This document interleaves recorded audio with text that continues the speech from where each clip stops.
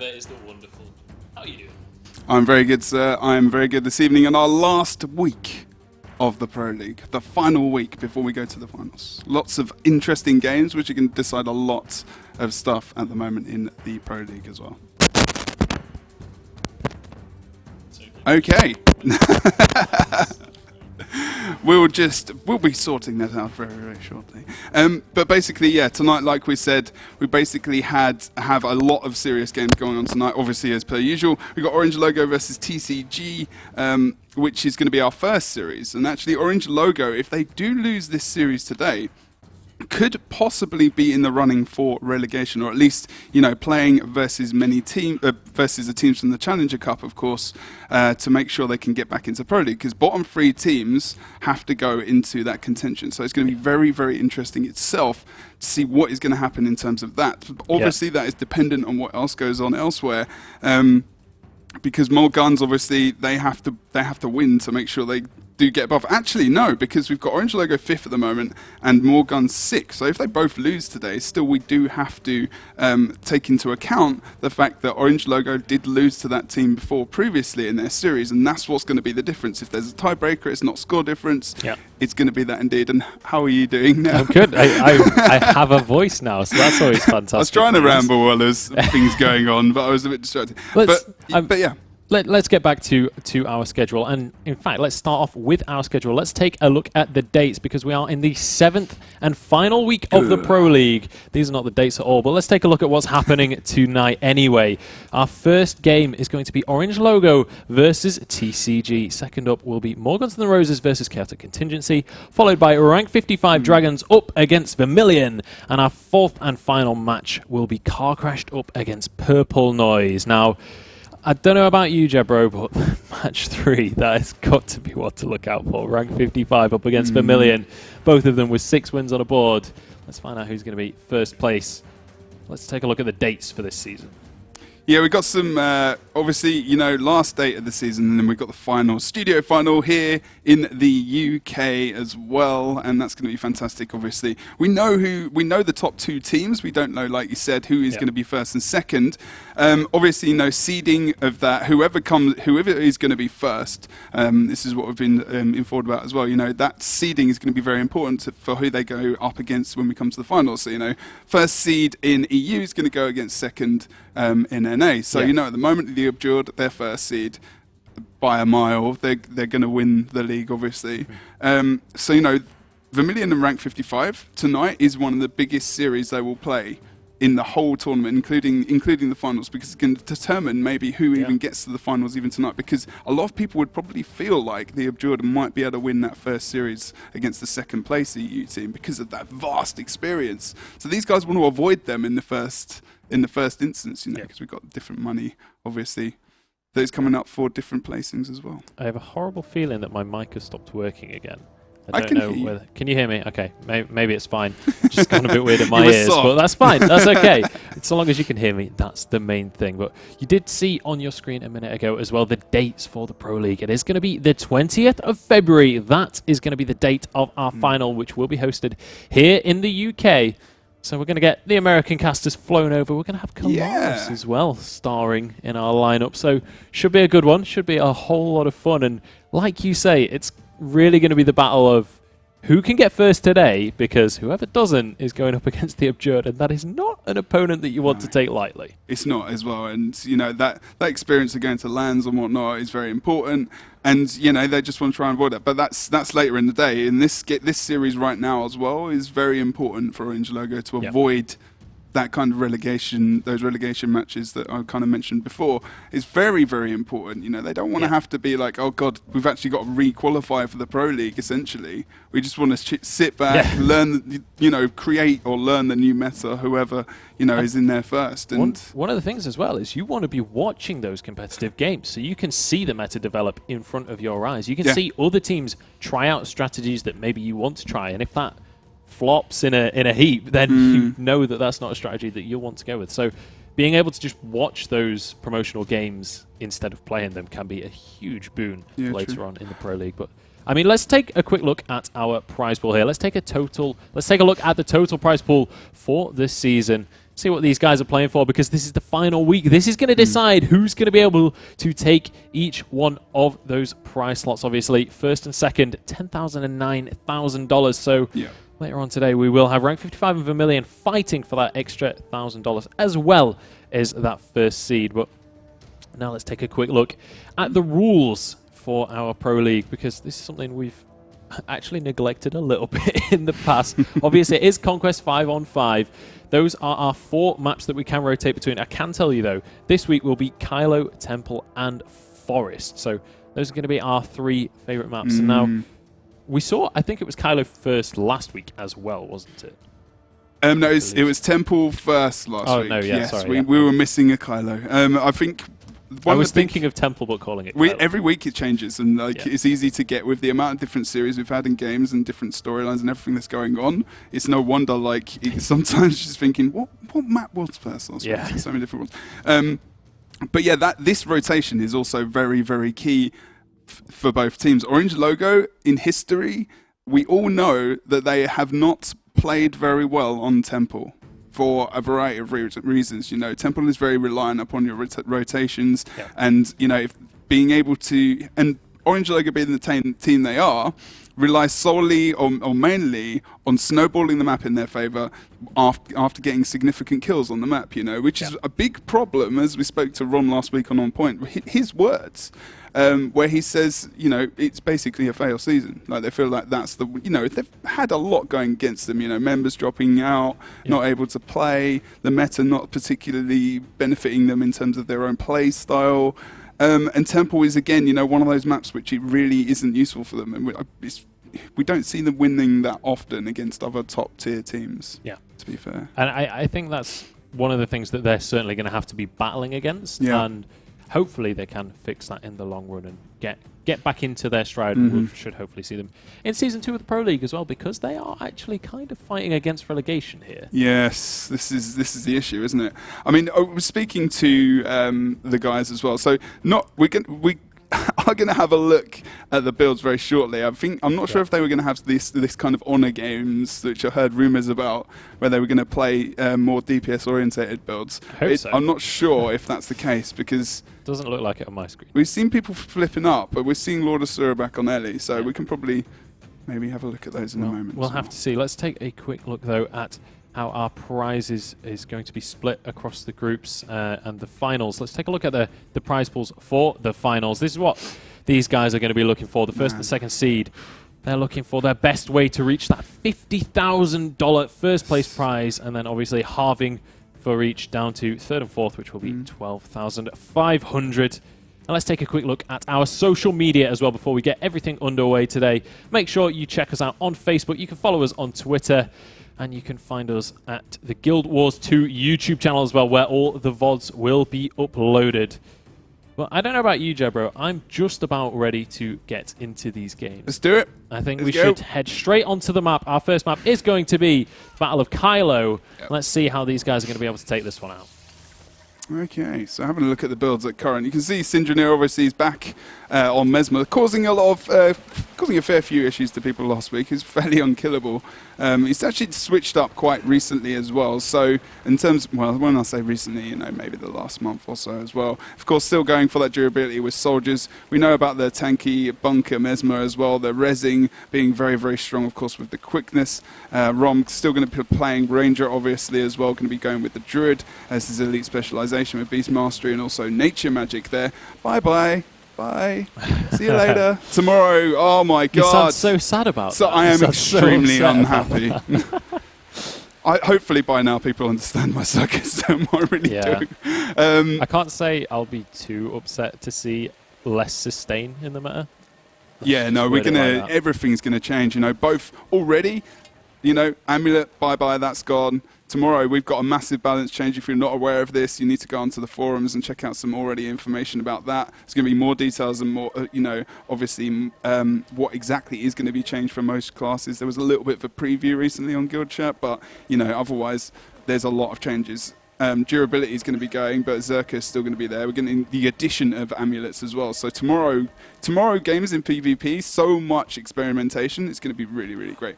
So let's have a look at Frostball. He's going for, you know, tanky soldiers, bunker Mesmer here as well. Yep. Opting to go for Portal Nullfield. Just double checks Syndranir. He's going Portal Nullfield as well. And then Denshi, and have a look at him very quickly. He's going to be playing Condi Revenant there as well. Yeah, so pretty standard stuff coming out from Orange Logo. The same kind of things that we've been seeing throughout the Pro League. Let's take a look at TCG because we've got a slightly different composition coming out from them with Lourdes Juret changing it up and playing that Elementor. So see if anything too crazy has come out here.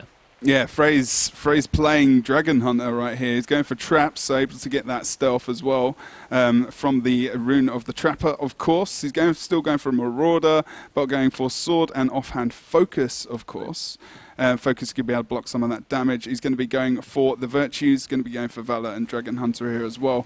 And Frey's been very good on DPS Guardian. I mean, it feels like they're just going for a lot more. They're going to be going for a lot more damage here in this team composition. Whereas, you know, Orange Logo going for a very, very tanky composition here, as well as the extra damage coming out from the res, which is fairly standard from what we've seen previously.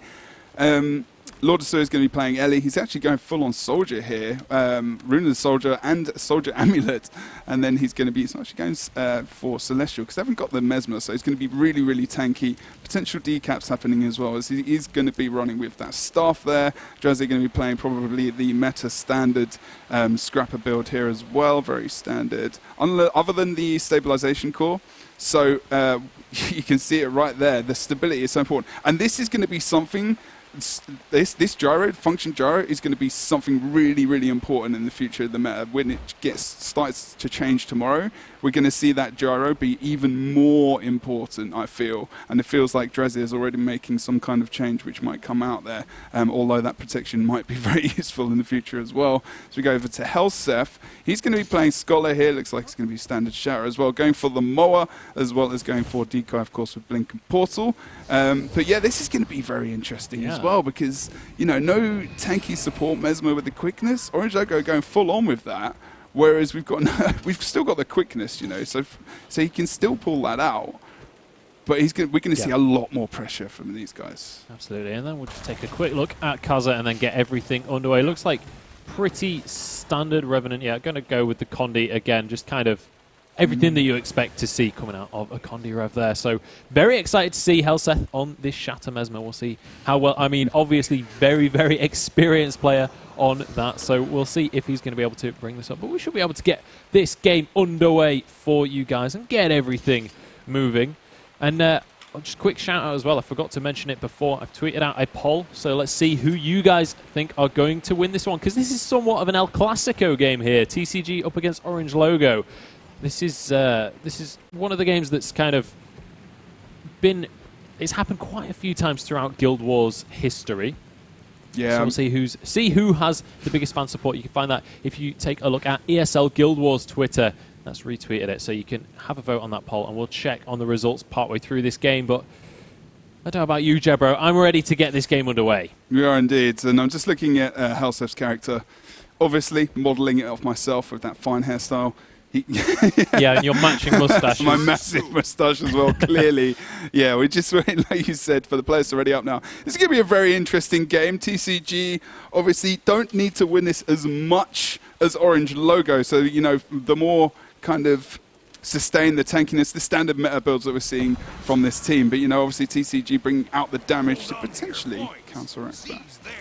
They do indeed, and let's have a look at the opening splits as the first game is underway. Orange Logo up against TCG, and we immediately see a huge rush towards the middle from both teams, but actually it looks like Orange Logo, they're looking to contest with 2 people on towards that mansion, so they might be able to deny it, and in fact, it looks like that Mesmer is going to be Frostwall. He does decide to go over to the mansion in the end, but we have a 2 versus 2 over in the clock tower, 1 versus 1 over at the windmill, so very even spread to kick things off. We'll see how that pans out for these 2 teams. Yeah, actually, we've got the Mesmer coming back over towards the windmill there as well. Rom's going to get murdered here by Helseth. He just wants to finish up off extremely quick. Of course, he's got double Murk as a continuous split there as well, so he's going to do a fantastic job. But actually, Rom, we do see, is able to get out of there and move over towards the midpoint through the portal, of course. So it's just going to be sustaining here. Should be able to decap Dresser, but he's actually under a lot of pressure here as he pulls out his shout heal. Should be okay now as well as he gets back on node and is going to see Helseth just coming over there as well as we go into the perspective of Syndranir. So he just wanted to tank that point. Feral comes over as well, knowing that Syndranir is in a lot of trouble, and we're going to see a lot of damage potentially coming out onto him. Syndranir here can regenerate himself a little bit more.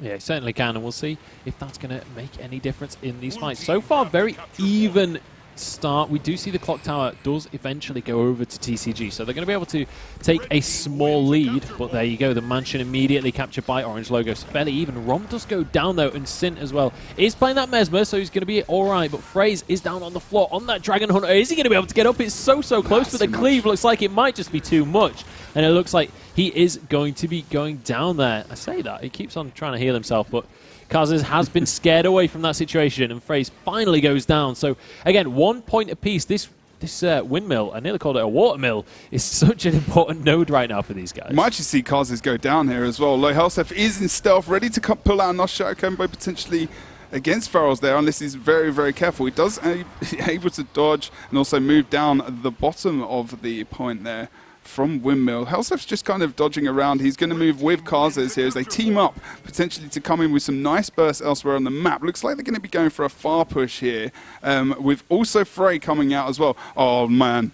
Look at this. We've got Frey right there, and then we've got Helseth coming in from the side. We could potentially see Frostball go down quite low. Although he's got a lot of utility to obviously keep himself alive, but you can see the amount of damage that's coming onto him indeed. He's going to put down Time Walk to help him survive, as well as get off a lot of utility abilities here as well. And that's where the help comes in from Farrell on the side, who is going to make sure that he's going to be okay as he puts pressure onto the damage dealer of Helseth there as well. He drops potentially quite low and is going to go into downstate. He certainly is, and I mean that's one of the risks that you play when you don't play that Bunker Mesmer, when you're playing that Shatter instead. Fraze trying to get him up, but the cleave just seems to be too much. Once again, it might just be Helseth going down. Kaza as well went down, and this is going to be the mansion well and truly won by Orange Logo. Just the clock tower currently decapped. We have a 2-cap advantage in favor of Orange Logo. So far, this new composition that TCG have sort of created isn't really working out for them. No, I mean, you could see that. If they were going to get that, like you said before, you know, they needed to get that kill over on the mansion almost instantaneously. Like, Syndranir couldn't afford to be living for very long, because as soon as he gets some kind of support on from one of the Revenants, they've got immediate pressure onto the damage dealer. They've got hardly any support for each other at all. They're about to pick up the free cap potentially here as well, because not really anyone in the position to tank on point, although Asura is nearby. But we are going to see Drazza dropping very low. Elixir S proc there as well. As he comes back out, Helseth gets him through the portal. So low HP. Beautiful. Good job from them. Yeah, really nice to escape. That must have been like 1 HP or at least close. Was very close. Drazza managing to narrowly hold on to his life, and we'll be able to at least try and top himself up a bit. But he's being chased down, actually. He could be in a little bit of trouble. He's got his heal up in 2 seconds, though, can he? Lasts just a second longer. He's going to be able to get the heal off, and he just kites away so well. Back to half HP. Drazza with an excellent bit of kiting there, but looks like they're not done chasing him just yet. No, indeed. I mean, he did a good job there, obviously using his charge to make sure he's able to blast a little bit of that healing as well. As he does put that healing turret down, we know how strong that is for the Engineer. Quite a lot of vulnerability stacks on him there as well, as the pressure really comes out onto Drazza. But you're also in Helseth trying to advance over towards the other side of the map versus Frostball to pick up the kill with Frey as well, as they do get the mower off. Sin is coming in though. Yeah. There you go, there's the portal, and they move back over towards the midpoint. And Frostball just chilling out in Moa. Syndranir just going to switch out. That's the benefit of the Moa there, of the portal, of course. Now we've got the other Bunker Mesmer moving into the point, although now we are going to see some double Bunker Mesmer. Helseth is not having any of that, but Frey's going to stay in a 1v2. This is actually quite good and beneficial for them, but obviously we've got another portal coming over towards the midpoint and portaling back with the Time Warp coming out from the guys here on this point. So Rom drops quite low over towards the windmill, actually. Yeah, over on the other side of the map, we do see a massive fight. Feroz nearly went down, got picked up again. As you say, Rom feeling the pressure there, but Interestingly, Well, gets not locked out. really fighting on point that much, fighting like near to, but not quite on. Rom again going into that down state. Can they stomp him out this time? Looks like the cleave is not going to be enough as he gets back onto his feet. But really, Orange Logo feel like they're on the back foot in this fight, but it just doesn't matter because they've got 3 caps on the board and they have for quite a while. Look at the score difference right now, 325 to 46. Orange Logo doing a phenomenal job. Dinch now going to be the focus target for TCG. Can they finish off any of these kills though? That's the question. Dinch going to be able to roll around for days. Those Condi Revs do a decent job of just trying to survive as long as they can, and they could win this. I mean, they could win this team fight just because they haven't got a Mesmer here. You know, as soon as you got the Mesmer in that team fight, the bunker support Mesmer, you know, you're normally more than anything going to be able to give that. And there comes Rom, classic knockback with the glyph, and there you go. He's back up and into the fight. That's the strength of that Ranger as well. Obviously, in a fight where there is no Mesmer, if you've not got the Mesmer there, you need the Ranger, and if you haven't, you're normally going to lose that team situation as well. As Rom on the side, just going to be able to get away from Kazes there. He's trying to follow up with some extra damage, but Rom is being pushed out of the team situation. And now he's going to have a little bit of pressure coming onto him, but Farrell's obviously going down towards him as well to help out. So we are going to see Rom going down once more. Dinch incredibly low, and this is something TCG are managing to put out so much pressure. If they can down multiple people, they're going to be able to just take this team fight immediately, but they just don't seem to be able to connect. They don't seem to be able to finish off any of these downstates that they keep on acquiring. Frostball now is incredibly low over towards the mansion. He's in a 2 versus 1, and he will end up going down. And that will be the not the execute coming out. I keep getting told off for saying that one. That will be finishing him off. But let's take a look over at the clock tower. Helseth has found himself in a bit of an unfavourable spot, and he's just going to dash away from that one straight away. Frey's going to come and save his life as well. Indeed, using that virtue to just, you know, close the gap and give him a little bit of healing. So that's good from Frey there. Not enough in the end, of course. It does get followed up. Dinchi goes down as well, as we are going to see potential res coming out for Helseth here. Does get knocked back, but we're going to see Rom trying to go for the res himself as he is struggling. Oh no, we see Kazes does get it down in the end. It's a good job. Not slowed enough, unfortunately, there to make sure he wasn't going to be able to get that off. So we are going to see, indeed, Syndranir very low on the other side of the map over towards Windmill. He's got the burning condition on him there, trying to get some boons back to, you know, just save himself. Yeah, get protection, obviously regeneration and whatnot to sustain him there as well. Is he going to opt to go straight back in? No, Dreza is going to back off there. Just going to try and get that elixir gun off, the extra damage that comes out from that, of course. Elsewhere on the map, we've still got the contestation over on the mansion node. It looks like they want to kill Rom here, as Rom is trying to distance himself. I wouldn't, out of anyone in the world I'd try and chase down, it wouldn't be Rom, but he's got so much focus on him. He's doing a fantastic job line of sighting Frey there as well. Frey moves back over towards the midpoint to try and take maybe Frostball down. Gets the nice knockback with that bow damage there as well. But I don't think it's going to take quite a long time for him to actually get the decap or kill there, actually. Yeah, so it looks like this game is going the way of Orange Logo. Just 7 points to gain, and they will take this one. Just taking another look at the vote, and it's incredibly even so far. 47% for Orange Logo, 53% for TCG. So TCG, despite having the heavier fan vote there, not quite able to take the victory in that first one. Now, my first question to you off the back of that first map is this Orange Logo outplaying TCG, or is this just TCG using a composition that is simply not optimal? It's not optimal. It's just, you know, I mean, it's versus a competitive high-tier team like Orange Logo. It's just not going to be optimal in that situation. They've not got the quickness. You've got 2 bunker meds, support mesmers. They've not even got 1. Helseth is playing a damage build. You know, today it feels like for maybe TCG they want to just bring out some nice builds, some builds that they want to play and they want to show off and see if they can get the win against these guys. But you know, Orange Logo are playing full-on seriousness because you know, maybe they've realized today that they need to win this game, this series, so they can go through and, you know, make sure they don't have to go into that relegation kind of process. Absolutely. Orange Logo, they're fighting for survival right now, whereas TCG, they're kind of just, they're pretty much, I think they are actually locked in as well, because they won their game against Car Crash. So even if Car Crash win later, TCG are locked into that 3rd place. So not the end of the world for them if they lose this series. So they seem to be trying out a new strategy. And honestly, with the changes that are coming in tomorrow, trying to get used to the two different classes that you think are going to be coming into the meta, that could definitely be beneficial in the long run. Especially, yeah, playing against, you know, a high-tier team and playing some builds maybe that feel that will be strong, like you say, is very, very beneficial indeed. A lot of people feeling like the Ranger is still going to be a very, very strong build. I feel like Necros are going to be a thing as well in the new balance patch. But we're ready pretty much to have a look at the second game of this first series of the day. Yeah, we're just going to rattle these ones out. It is going to be Temple for our second map. So let's hit the map and let's see who's going to be able to take this one. Now, you mentioned earlier that this is not one of Orange Logo's favorite maps here. Yeah, I was speaking probably as a member of Orange Logo, but the thing the thing here is as well is doesn't look like these guys are going to change up their builds.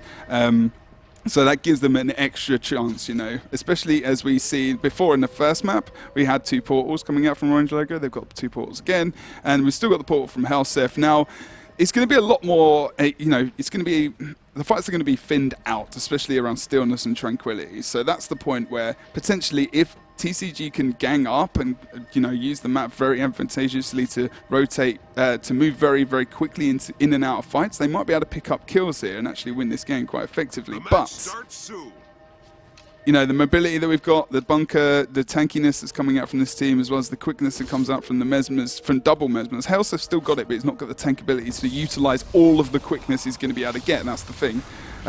So yeah, we're going to have to see how well this goes for the guys in this map. Yeah, let's have a look as the game is underway once more, and let's take a look at how these guys are going to spread out across the map. Looks like Orange Logo actually, I thought they were going to all charge in one direction there. Looks like they are going to spread out in the end. I'll be interested to see who goes off to these side nodes, who's going to contest their opponents, and who's going to keep as it is. We are going to see, by the looks of things, a 1v1 over at Temple, but actually, we see him back away. Helseth not deciding to go for that one, so the Temple will go over. The Altar, actually, might just go over to Orange Logo as well. No, there we go. Frace finally jumps in to deny that cap, but immediately a 1-cap favor for Orange Logo, and the fight is kicking off at gate. Yeah, and yeah, definitely. I mean, Syndrome almost downstated there. He is going to be downstated just as I say the words, and obviously getting that Mora off, continuing split isn't going to help him out, but he gets back up, of course, you know. Not going to be, it's just going to be regular res. It's not going to be by the other Mesmer. He's on the other side of the map versus Frey again. We've seen them in the 1v1 very, very occasionally here as well. So Helseth does move back over towards that Temple node. Of course, you know, the portal can force the Ranger or whoever is guarding that node to stay in place, but Rom deciding to move over towards the midpoint to try and get involved in that fight. Now, Syndronir does drop very low over towards mid, and this is actually very clever because now, if Syndronir goes down, we haven't got the power of Rom to come in for the res. And if the other guys go for it, like, look at we've got here. We've got Denshi and Pharos. If Syndronir goes down, they could probably wipe here, actually, and that could be very, very advantageous for CCG to start rolling this in their favor. So this move from Helseth was very good. Yeah, absolutely. Well, I mean, Sin, we saw last game, he was hanging around on barely any HP for so long, and multiple times throughout the Pro League, we've seen these Bunker Mesmers jump into fights while they're aggressive low. Sin finally going down, but the res might just be there. The teams are channeling him through, and he will get back onto his feet. Oh, Helseth on the other side has gone down, and he might not have the support that he needs to get himself back up. Dinch, though, as well, will drop into the down state, and this is the point in the fight, clearly, where some health bars are going to drop. Helseth slowly but surely bleeding out. Looks like he is gone down. Nobody's going to come to his rescue, and it's going to be Fraze as well falling to the floor. Look at this. Orange Logo right now are just about wiping TCG. See, this, again, it's one of those cases. What I said would have worked out. If they were able to get Syndronir down and actually get the kill there, they would have been able to snowball. They would have been able to get support over towards Helseth. Frey moved down towards the midpoint with Frostball there, of course, as well, because eventually that point obviously going into their favor. Unfortunately for them, meant that there was a Mesmer involved in the mid-fight, which was always going to be more in favor of themselves, because Helseth, not even playing the bunker tanky support Mesmer, is on the other side of the map in his DPS anyway, so we've not got that extra quickness coming out from those guys. So unfortunately, you know, that didn't work out in their favor in the end. Now we've got contention on mid, and Orange Logo just getting the kills, winning the fights, stabilizing themselves on the map. Frey goes for the decap over on Temple node as well. Frostball coming in for tanky support for himself to just sustain on point, wait for the fights to be won around the map.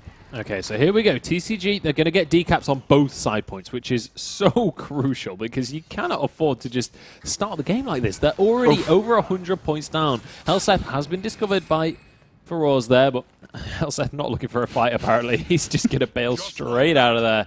Blink straight on away. As we head towards the temple, a little bit of a 2 versus 2 by the looks of things if Helseth comes and joins the fray as well. But looks like this might just get recapped unless Feroz jumps straight on back into that, or Phrase, sorry, jumps back into that fight. And now Kaza versus Rom. 1 versus 1. Again, these guys just going to be able to kind of sustain themselves for a pretty decent amount of time there in that fight. So across the board, very, very even skirmishes going on. Neither team really taking huge advantages. TCG managing to get the stillness there, but they do manage to get a cap as well. So that's going to be doubled at least for a little bit. Yeah, indeed. We're going to try and see Frey pulling down the lock on the 5th skill, of course, on that bow. He's going to get the nice pull, actually, onto Faroz as well. That could be very advantageous here.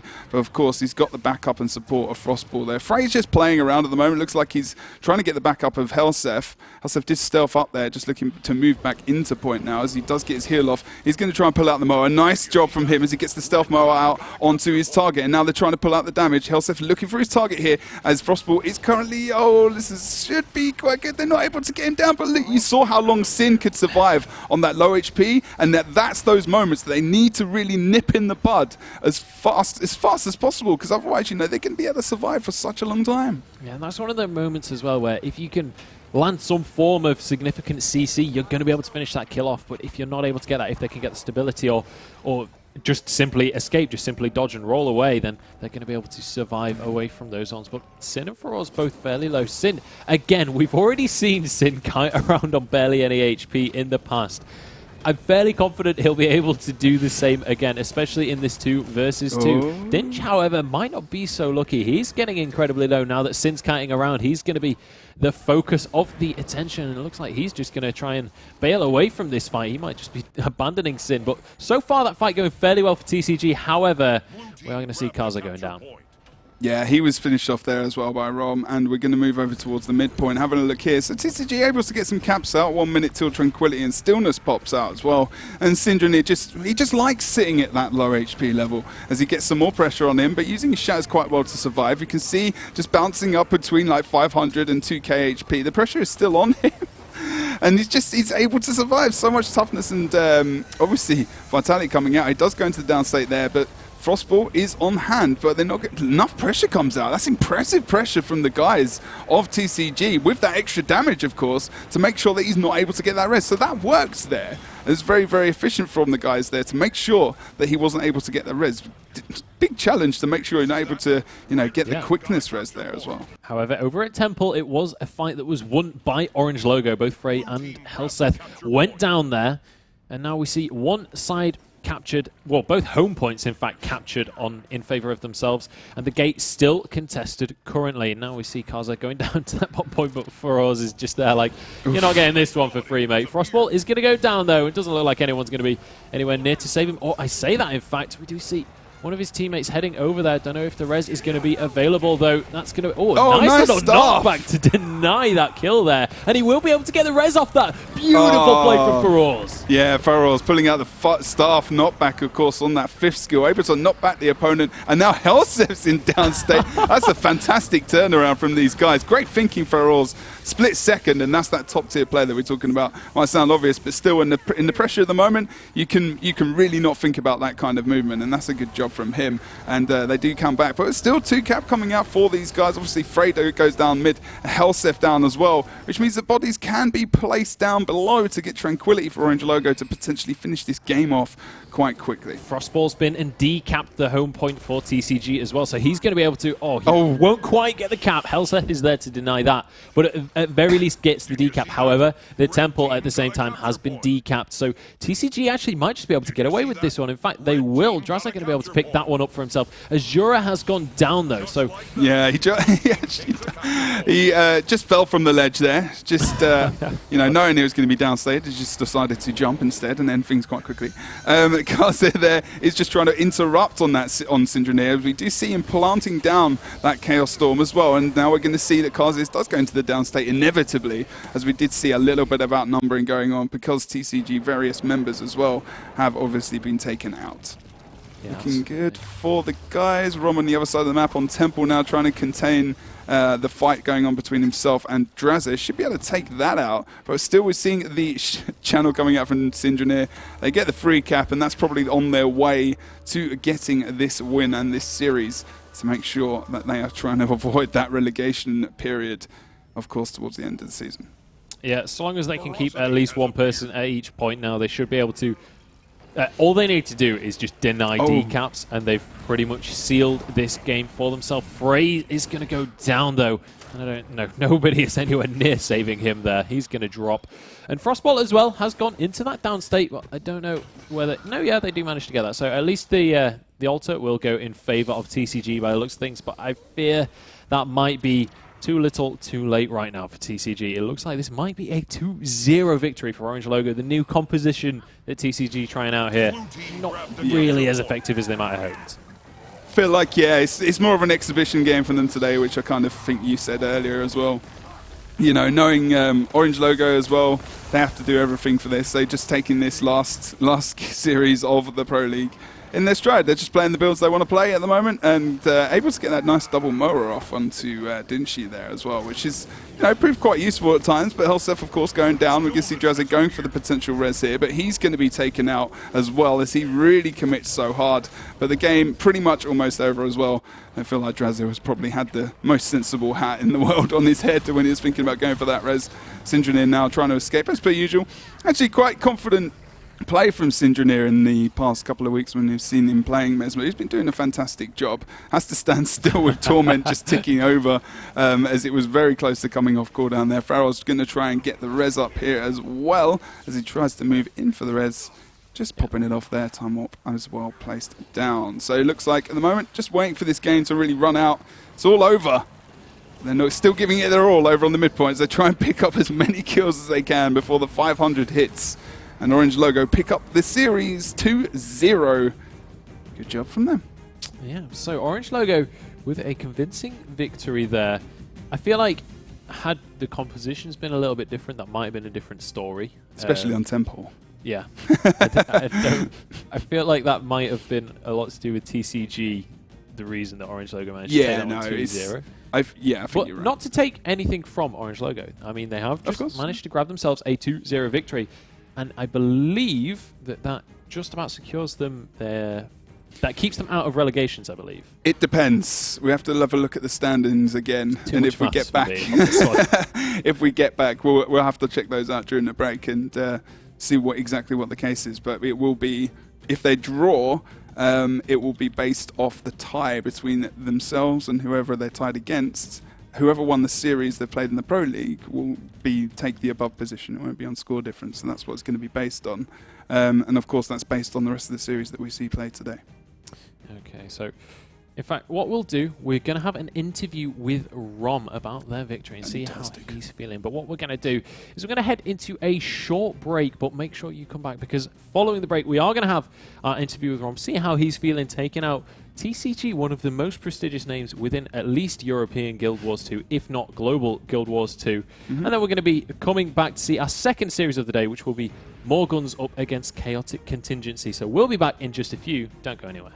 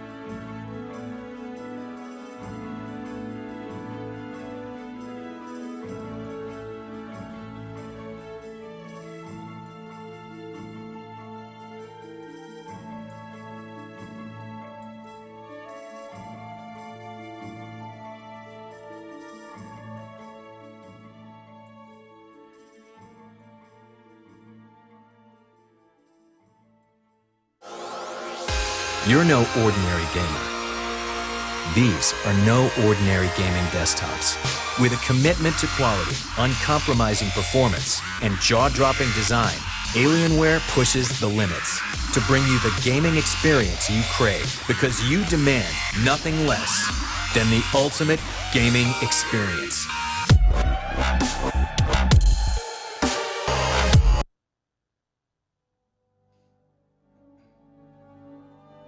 Hello everybody and welcome back to the ESL Guild Wars 2 Pro League. We're here in Europe with our 7th and final week. We're ready to head into our second best of 3 of the day. But before we do that, we have an interview with Rom, who is standing by wanting to chat to us about their victory, because if you missed it, Orange Logo just beat TCG 2-0 in a best of 3.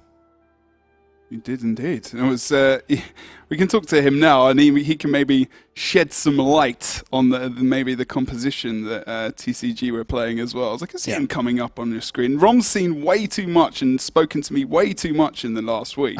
It's the second interview with this man inside a week, because we had him on Point last week for a considerable time, which obviously is pleasure as normal. How are you doing, sir? You all right? Hello, yes, sir. I am. Good man. Excellent news. How are you feeling off the back of that victory against TCG? How much of that do you feel was related to composition, and how much of that do you feel was related to you guys just being on point today? I mean, they are, you know, they have lost their strength, really, TCG. They're so weak right now. No, I'm kidding. They purely played a useless composition. Yeah.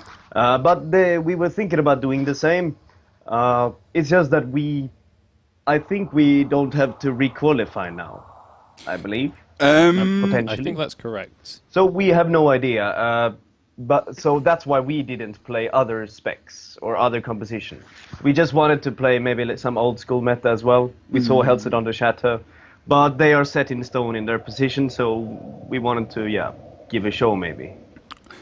There is actually, as far as we know, a possible chance you could actually be in relegation still, because of the series between, if More Guns do win today, it will be yourselves and them on a tie-break situation. Yeah, okay. And how is it with points, though? And we've actually, this is what we've been told and been made aware of very recently, is that, it's based off of the series that you guys played versus More Guns, if they win today. So that overrides the points in total of wins. Game one. Well, at the moment, we'll carry on the interview, but we need to see obviously who wins today, and then we can work that out. But it could be quite interesting in the end. Yeah, absolutely. So maybe. One major thing that I want to talk to you about, Rom, is obviously we have a huge patch coming up tomorrow. What are your sort of predictions on this patch? What do you think is going to be kind of the big things in the meta? What's going to be the new versions of the stuff that we've been seeing loads of, like the Condi Rev, like the Bunker Mesmer? There are a lot. I believe that we're going to see quite a big change. Like mostly in, necessarily not classes, but mostly in pace of the game and how you move, etc. I don't think we're going to see 2 Mesmers. And I don't think we're going to see 2 portals. I don't think we're going to see stalemates. And there are a lot of things that we already think about. And I believe that now we come in with a 5-man roster for the next season, as Orange Logo especially. And this is more our meta. This is more skirmish, I believe. We never know, people are going to find the cheesiest hybrids as well. But it's not going to be to that extent of currently. So I believe, we'll just simply have to see the next season. Okay, cool. Well, good luck in finding the best compositions at the start of next season. Thank you. Hopefully it works out for you guys. But we're going to head into our second game. So thank you very much for talking to us. See you, buddy. Good luck in the rest. Thank you. Okay, so we're now going to be moving on to our second best of 3 of the day, which is actually the best of 3 that these guys are relying on. It's More Guns Than Roses up against Chaotic Contingency. Now, we've got a team with 2 wins on the board versus a team with 1 win on the board.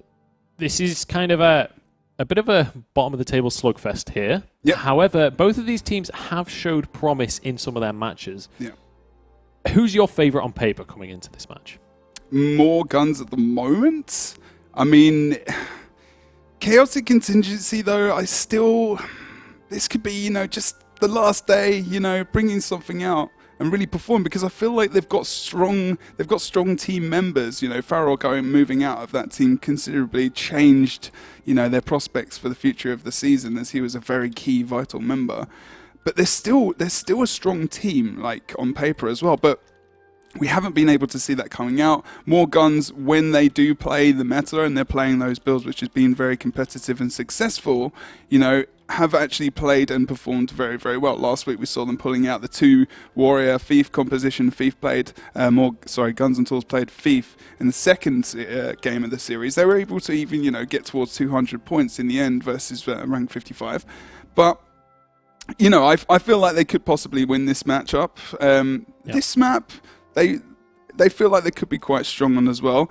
They're not, when they first started out, they weren't actually strong in Kylo specifically, but they've been working on that as well. So it's going to be interesting to see how they do perform today, because it's important. A lot of these series are actually very important today.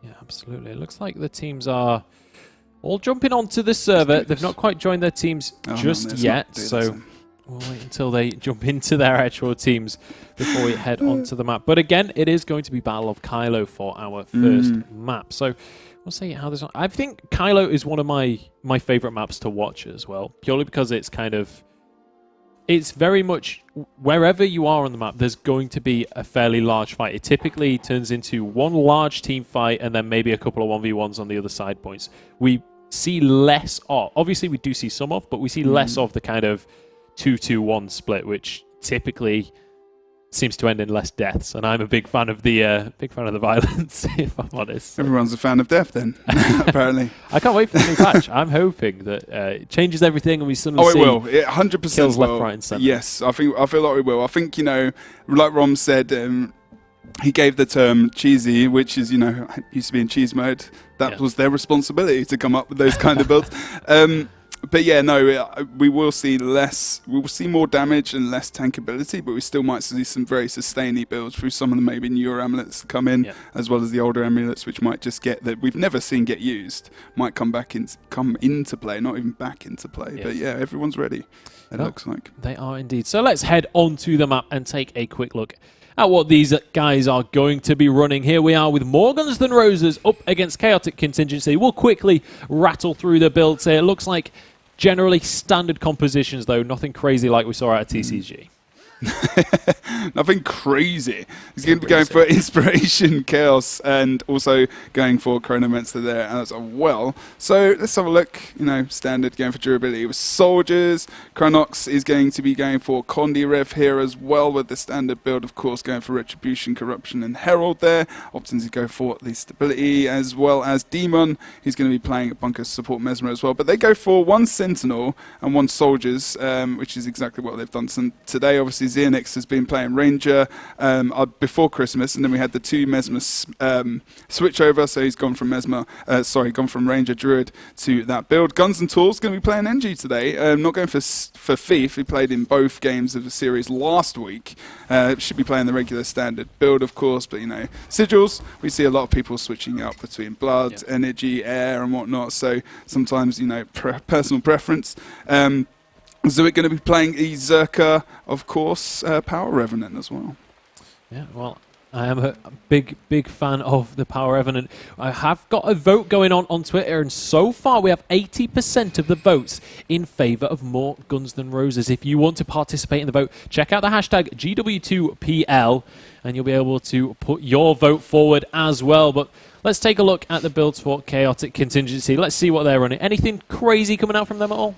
Necro is going to be going with Spite, Soul Reaping, and Reaper here, as well as going for durability and Vipers. We haven't seen people using specifically Vipers much, but Condi build here as well. Going for Scepter and Offhand Warhorn. I was just flicking through the builds. Karam is going to be playing Sentinels, Bunker Support Mesmer as well, and Angie Rev going to be going for that Condi. Tiki going to be playing a Druid as well with Celestial. Again, I can say it. Bye-bye. R.I.P. Celestial. Yeah, indeed. But, there's still a lot of possibility with this build, even with a different amulet, So I'm looking to see what gets run from the Ranger, of course, next season and even tomorrow. But then finally going over to our president, and more than likely going to be running, of course, the same bunker support resing build here as well. And yeah, that's going to be your blue and red teams. Of course, more guns on the red, Chaotic Contingency on blue. So significant difference here going to be the Necro, of course, on the blue team, and then we've got the Engineer of Guns and Tools over on more Guns N' Roses. So obviously both teams looking for the win here for potential placing in that bottom part of the league. We've really, more guns trying to make sure they don't get into that relegation position. Yeah, this is a really important game for them. And Chaotic Contingency, I mean, we saw earlier how the pricing is split. Every single win counts, even for the guys near the bottom of the table. Even if you're locked in for relegation, like, unfortunately, Chaotic Contingency are, they're still playing for their dignity, and they're still playing for prize money right now. They don't want to be...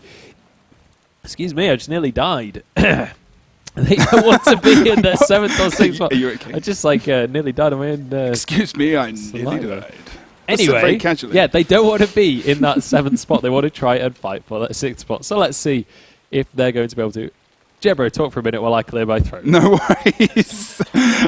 You could hear him currently, as he said, dying in the background. We know, Joe, that you were talking about death being something that you prefer to see in Guild Wars 2, but not at the caster desk while we're trying to casting.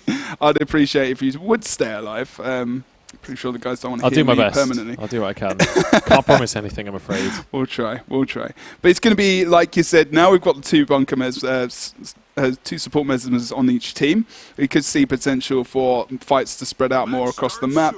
We're less likely to see two mesmers in the same fight, especially on this map as well. But we've got Xenix playing Portal there, as well as Demon playing Portal. We've got another Portal coming out from the other mesmers. They've seen how successful and useful they are. They're opting to go for those instead of Blink. We're going to do the splits now. In 3, 2, 1, we're ready to go. We are indeed. We'll see how they charge out across the map and where they opt to go to. Looks like 2 heading towards the mansion here for Chaotic Contingency. We typically only see 1, but we are going to see potentially 2 attackers coming across. And in fact, no, it's going to be a 2v1 at the mansion in favor of CHC. So if they can win that one, it's going to be great for them. However, this does mean that there's a 2 versus 1 in mid. As I say that, though, Engineer going to charge straight across, and actually a couple of men just caught in the middle of nowhere. Let's take a look at the fight over at Windmill, though. Yeah, Karam at the moment just trying to hold on here as he is getting kind of pressured as well, but Chronox operating quite low himself, but should be able to get his HB back up as we see Crystalline Hibernation coming out as well from him. Zuik over on the midpoint, trying to get something out of this fight as he teams up with Guns and Tools like you said before, trying to get Tiki. This isn't a great rotation for these guys. It's a weird fight for them to go into versus the Mesmer and Ranger there. It's going to be very, very tanky. Cranox dropping solo here for more guns, and we're actually going to see he is going to be raised up, of course, with Demon on his side. He's going to be able to get the res very beneficially now. Karam having a lot of problems now as they are being repressured. Pulls down Chaos Storm. Does actually go out of it there as well. Could have stayed in there to see maybe if some potential... no, actually Chronox goes down as well. And we got the downstate on both sides here as well. And we are going to see Demon picking up the kill. Gets the rally onto his teammate there. Should be able to snowball that and just win that fight quite quickly with the single cap coming out from Red Team still. But... Should be able to get the kill and just push him away. Yeah, so the 1v1 over towards Mansion. Not a whole lot to report on that one. That's kind of one of those fights that's going to be endless. El Presidente, however, will not be so endless. Unfortunately, we do have a DC coming in. Yep. However, it is too late in the game for a restart, so they just have to wait for them to reconnect and join in this game again. So, unfortunately for CHC, we are going to see more guns taking that one. It wasn't too late. And in fact, maybe it wasn't too late, in fact. We just... Oh, yeah, no, we are going to see a restart. So, yeah. Complete false information for me. I apologize. I read the clock wrong.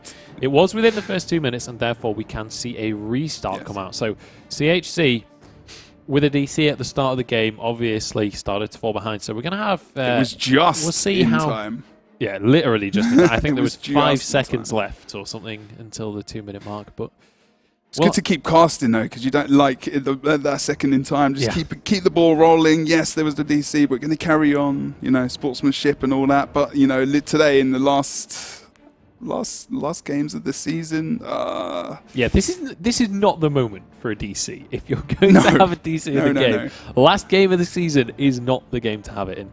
And we'll see. I mean, hopefully CHC can give their router a restart or whatever they need to do to get their internet working.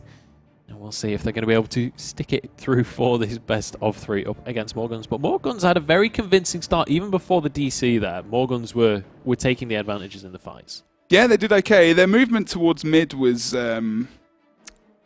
versus the Mesmer and the Ranger, Ranger can just push them off point. They had a lot of support there on that mid node. So, they were keeping the tanky support, the more tanky supportive decappers, I suppose, off the rest of the fights, which, it was quite good in itself. They can survive quite easily. They've got stealth from the engineer, which can come out. So they're keeping those guys distracted mid. They know they're not going to be able to get anything out of it other than perhaps the kill. But it's going to be extremely difficult in that 2v2. It's very difficult. But they couldn't pull the people over towards the sides, which is why they started to win those fights as well. So, it's like you said, an interesting movement into the map, which was going to pay dividends in the end. But that DC. Yeah. Unfortunately, we couldn't really see that coming out, and we're going to have to wait for that member to come back. And this is something else that could come into play is because of the restart, we've already seen the opening strategies out of each of the teams. Do you think that they'll maybe kind of change things up a bit, like use strategy B, plan B, or do you reckon they'll just go with that kind of solid strategy that they know and love? Well, potentially they could do. I mean, it depends at the moment if Prototype does actually even come back, because we haven't seen him come back yet. So we might have some difficulties there. So we might have to see a sub coming out from Celtic Contingency here. Fingers crossed.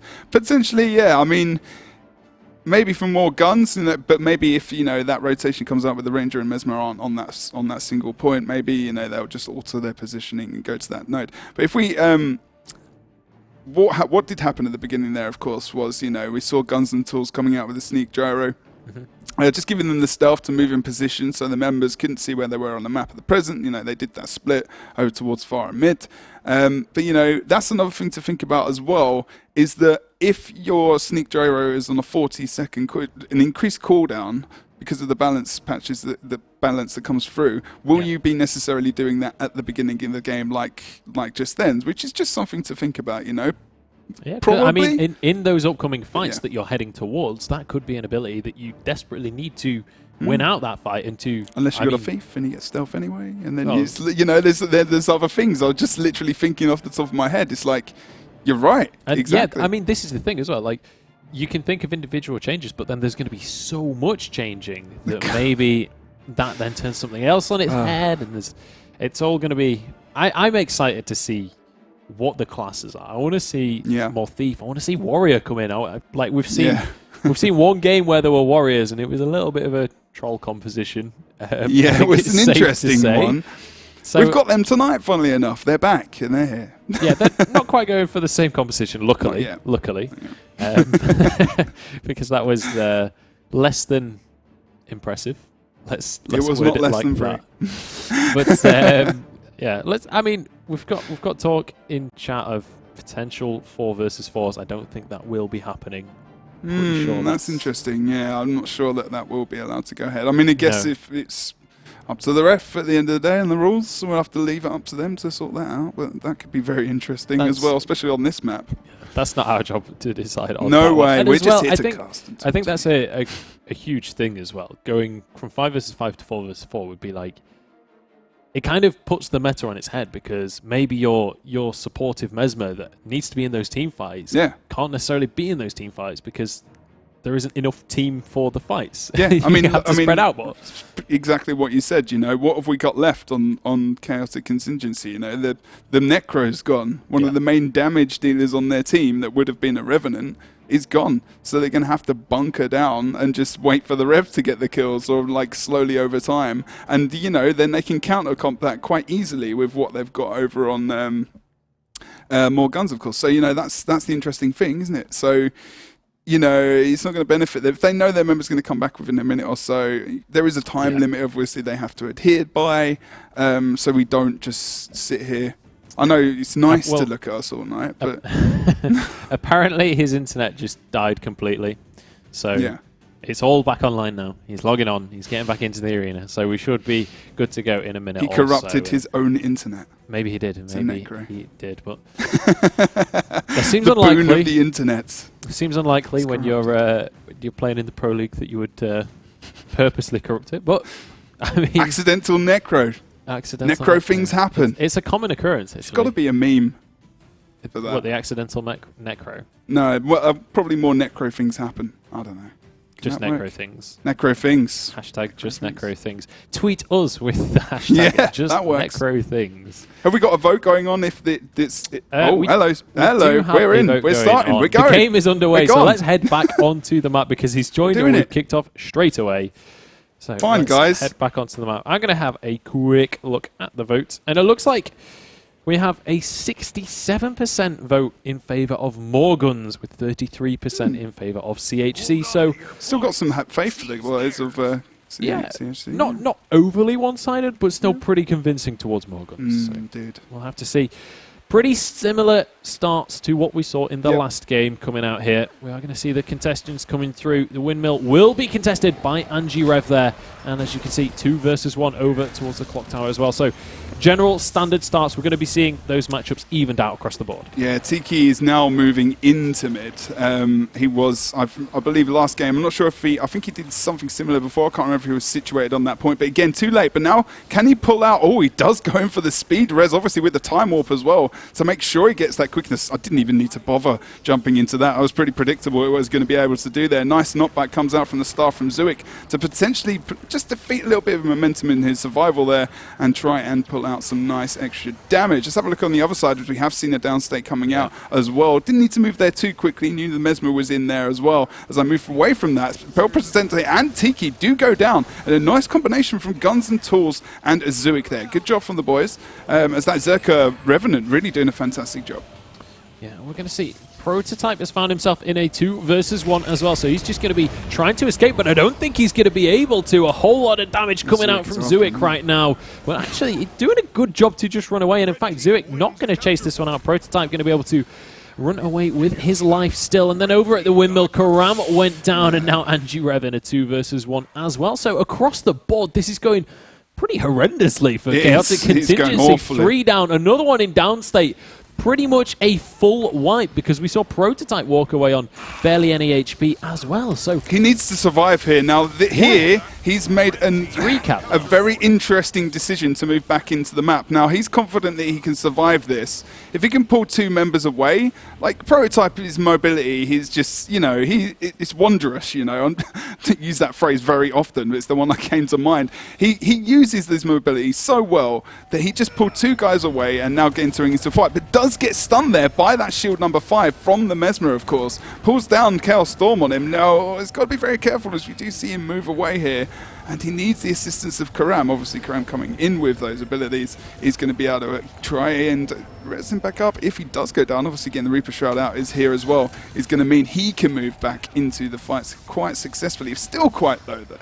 Yeah, absolutely. And looks like Prototype again just going to be the target here, and he might just be going down. He's down to 3k HP. Not going to have very many cooldowns left, and he's going to be able to go into that Reaper Shroud, so he's going to be able to keep himself alive, at least for now. But the fight continues here, and we're going to see whether or not more guns... I mean, Chaotic Contingency, they've just got to get something right now, but they don't seem to be able to win these fights. They're falling behind 3 cap in favor of more guns, and honestly, right now...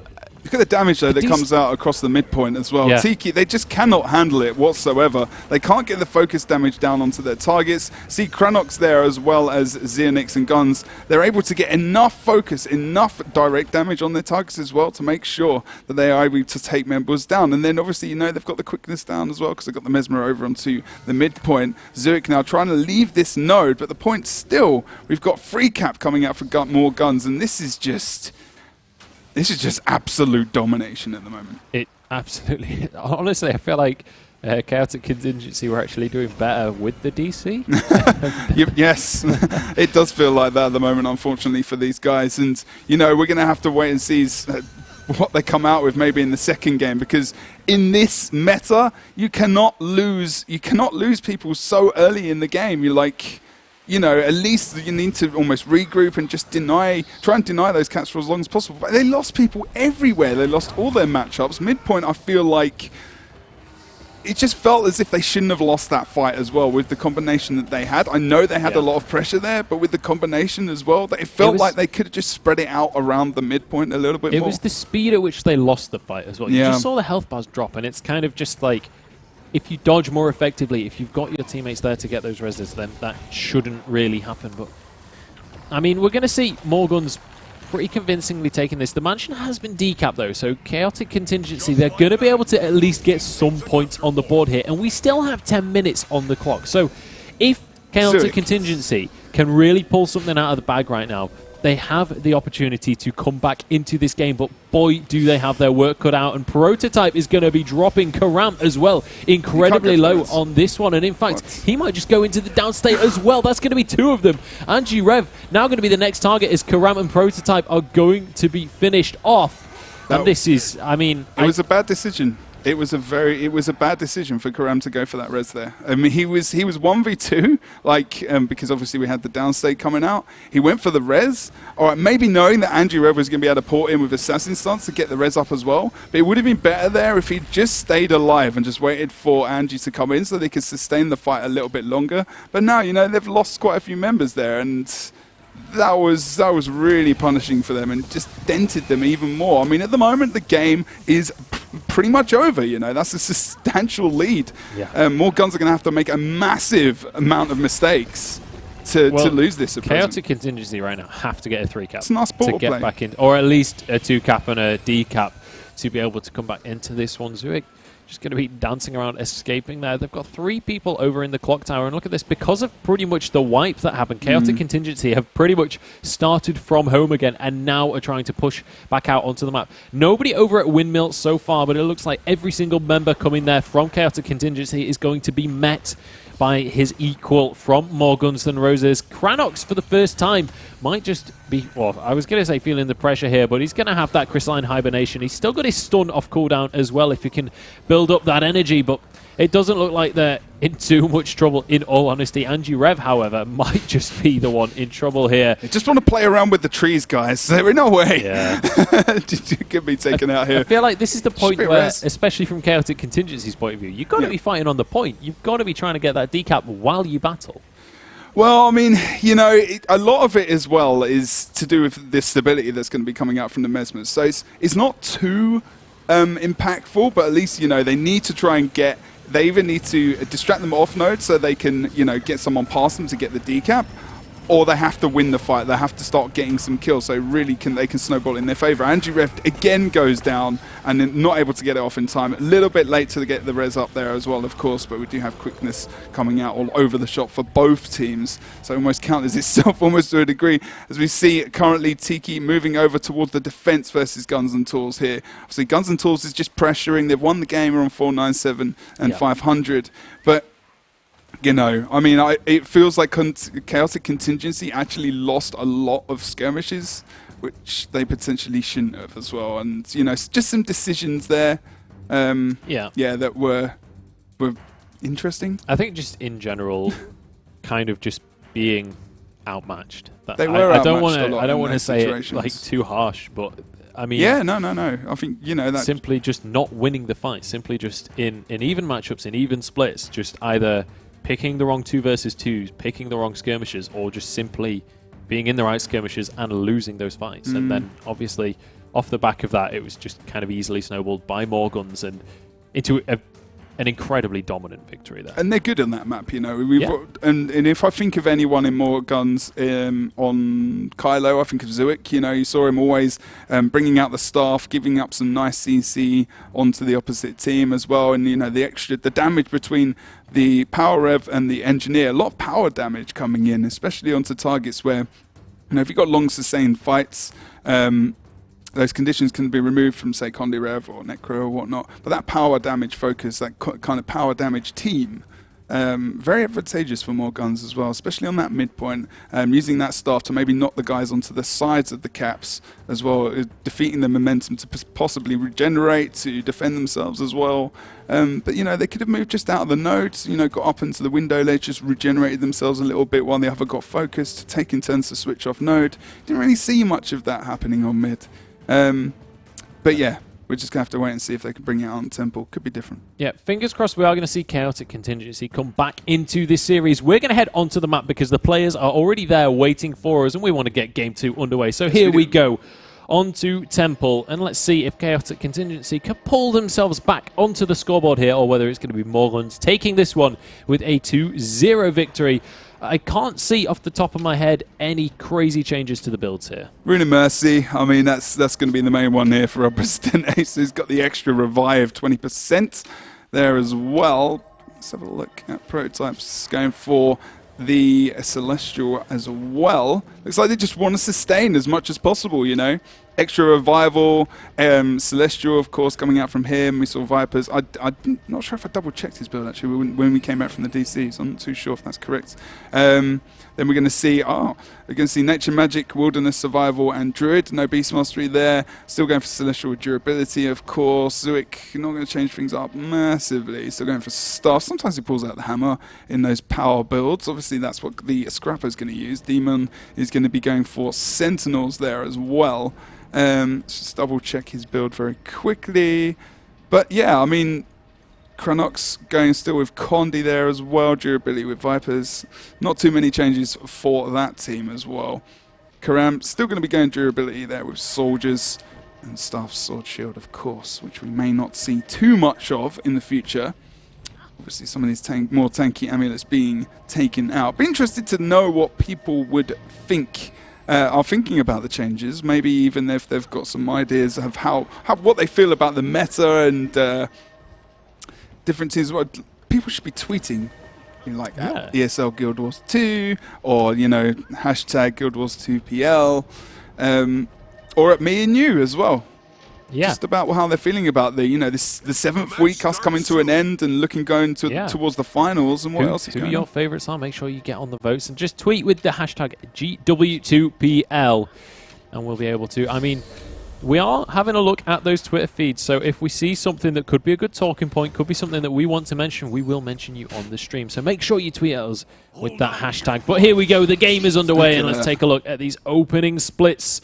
And let's take a look at who's going to be able to take this second game of the series. Are Chaotic Contingency going to be able to push it to a game 3? Or are Morgans and Roses going to be able to take this one 2-0? A convincing victory on that first map, but can they keep it up?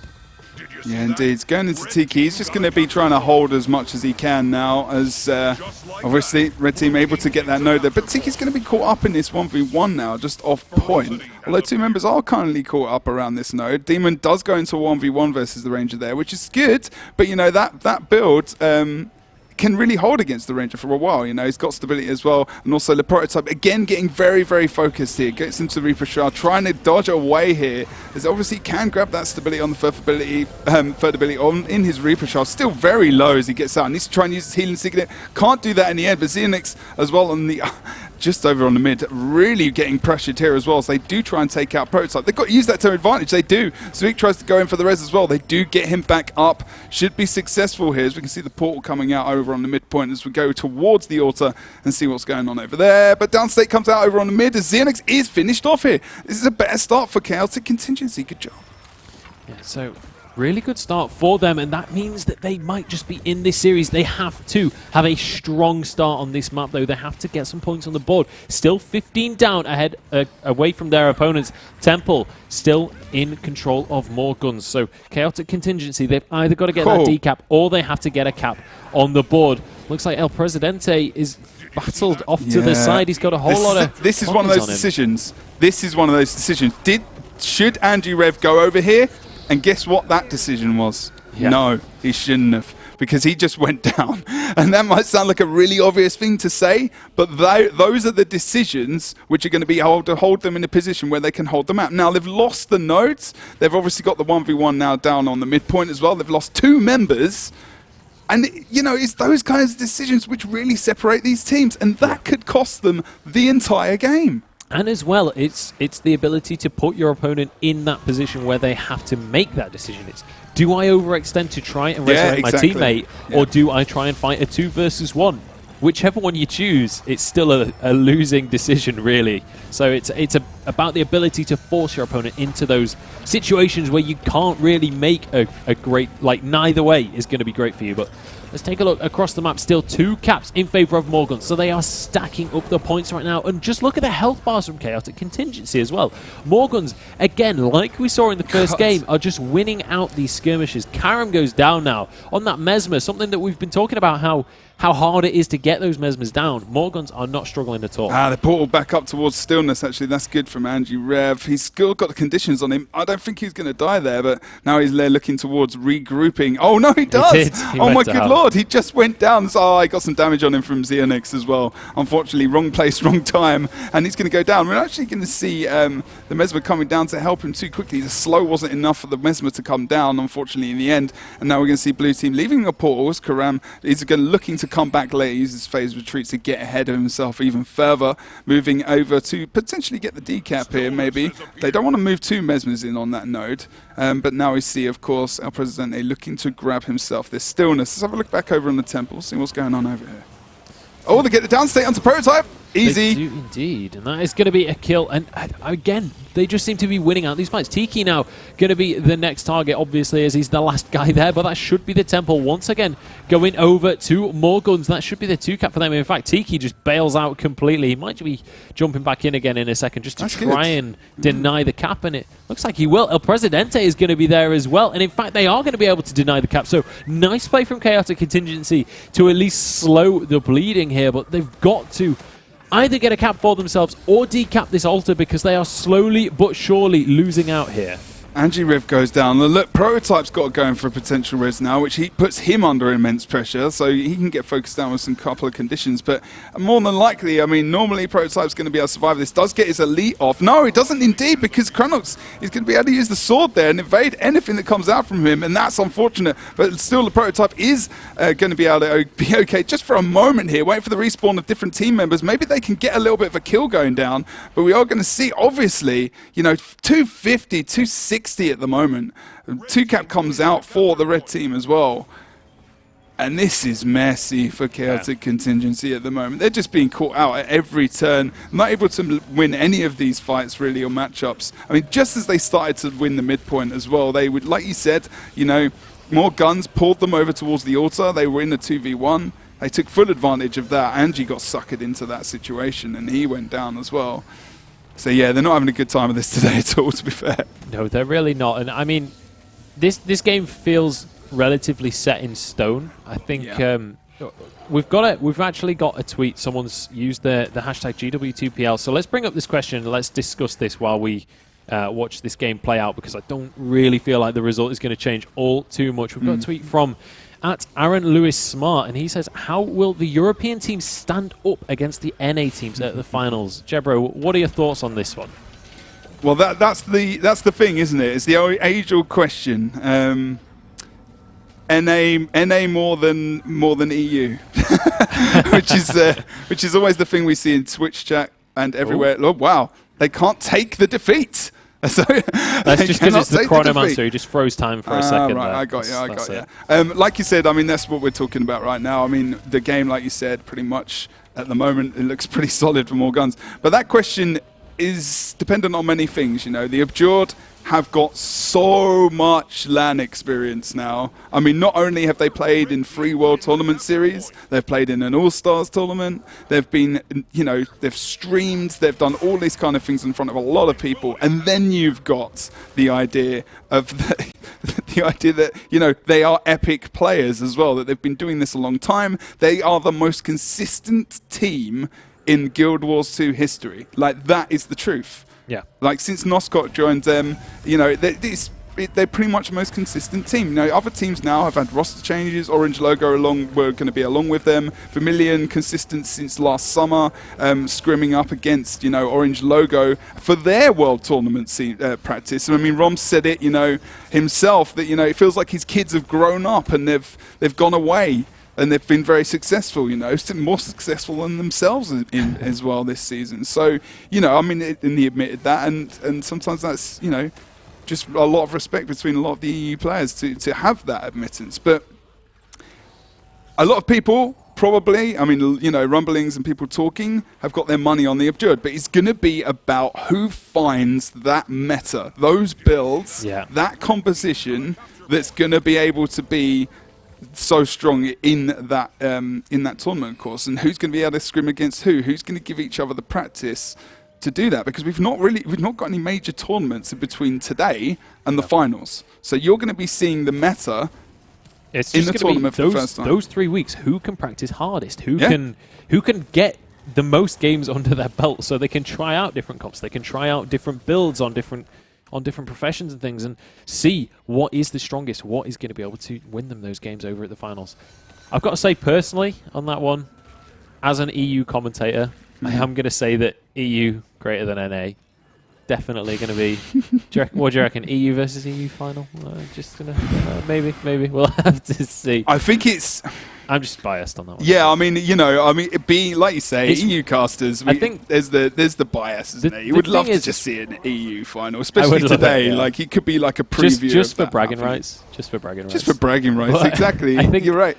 It's so hard to call because of the vast gaps between seeing the regions play. We haven't seen EU teams versus NA teams in quite a while. So across the course of the Pro League, it definitely could have shifted the power. Obviously, as you say, Abjurd have previously been on top, but it definitely could go either way. But back onto the game at hand, More Guns Than Roses managed to hold onto their lead and managed to take a very convincing victory, 501 to 56 points. So More Guns Than Roses with a 2-0 victory there over Chaotic Contingency. So commiserations, Chaotic Contingency not able to get that win on the board, but More Guns, that means they've got a 3rd win and are now tied with Orange Logo, which I believe means that they are now ahead of Orange Logo. They should Correct me if I'm wrong. They should be. Like, that should be the way things go.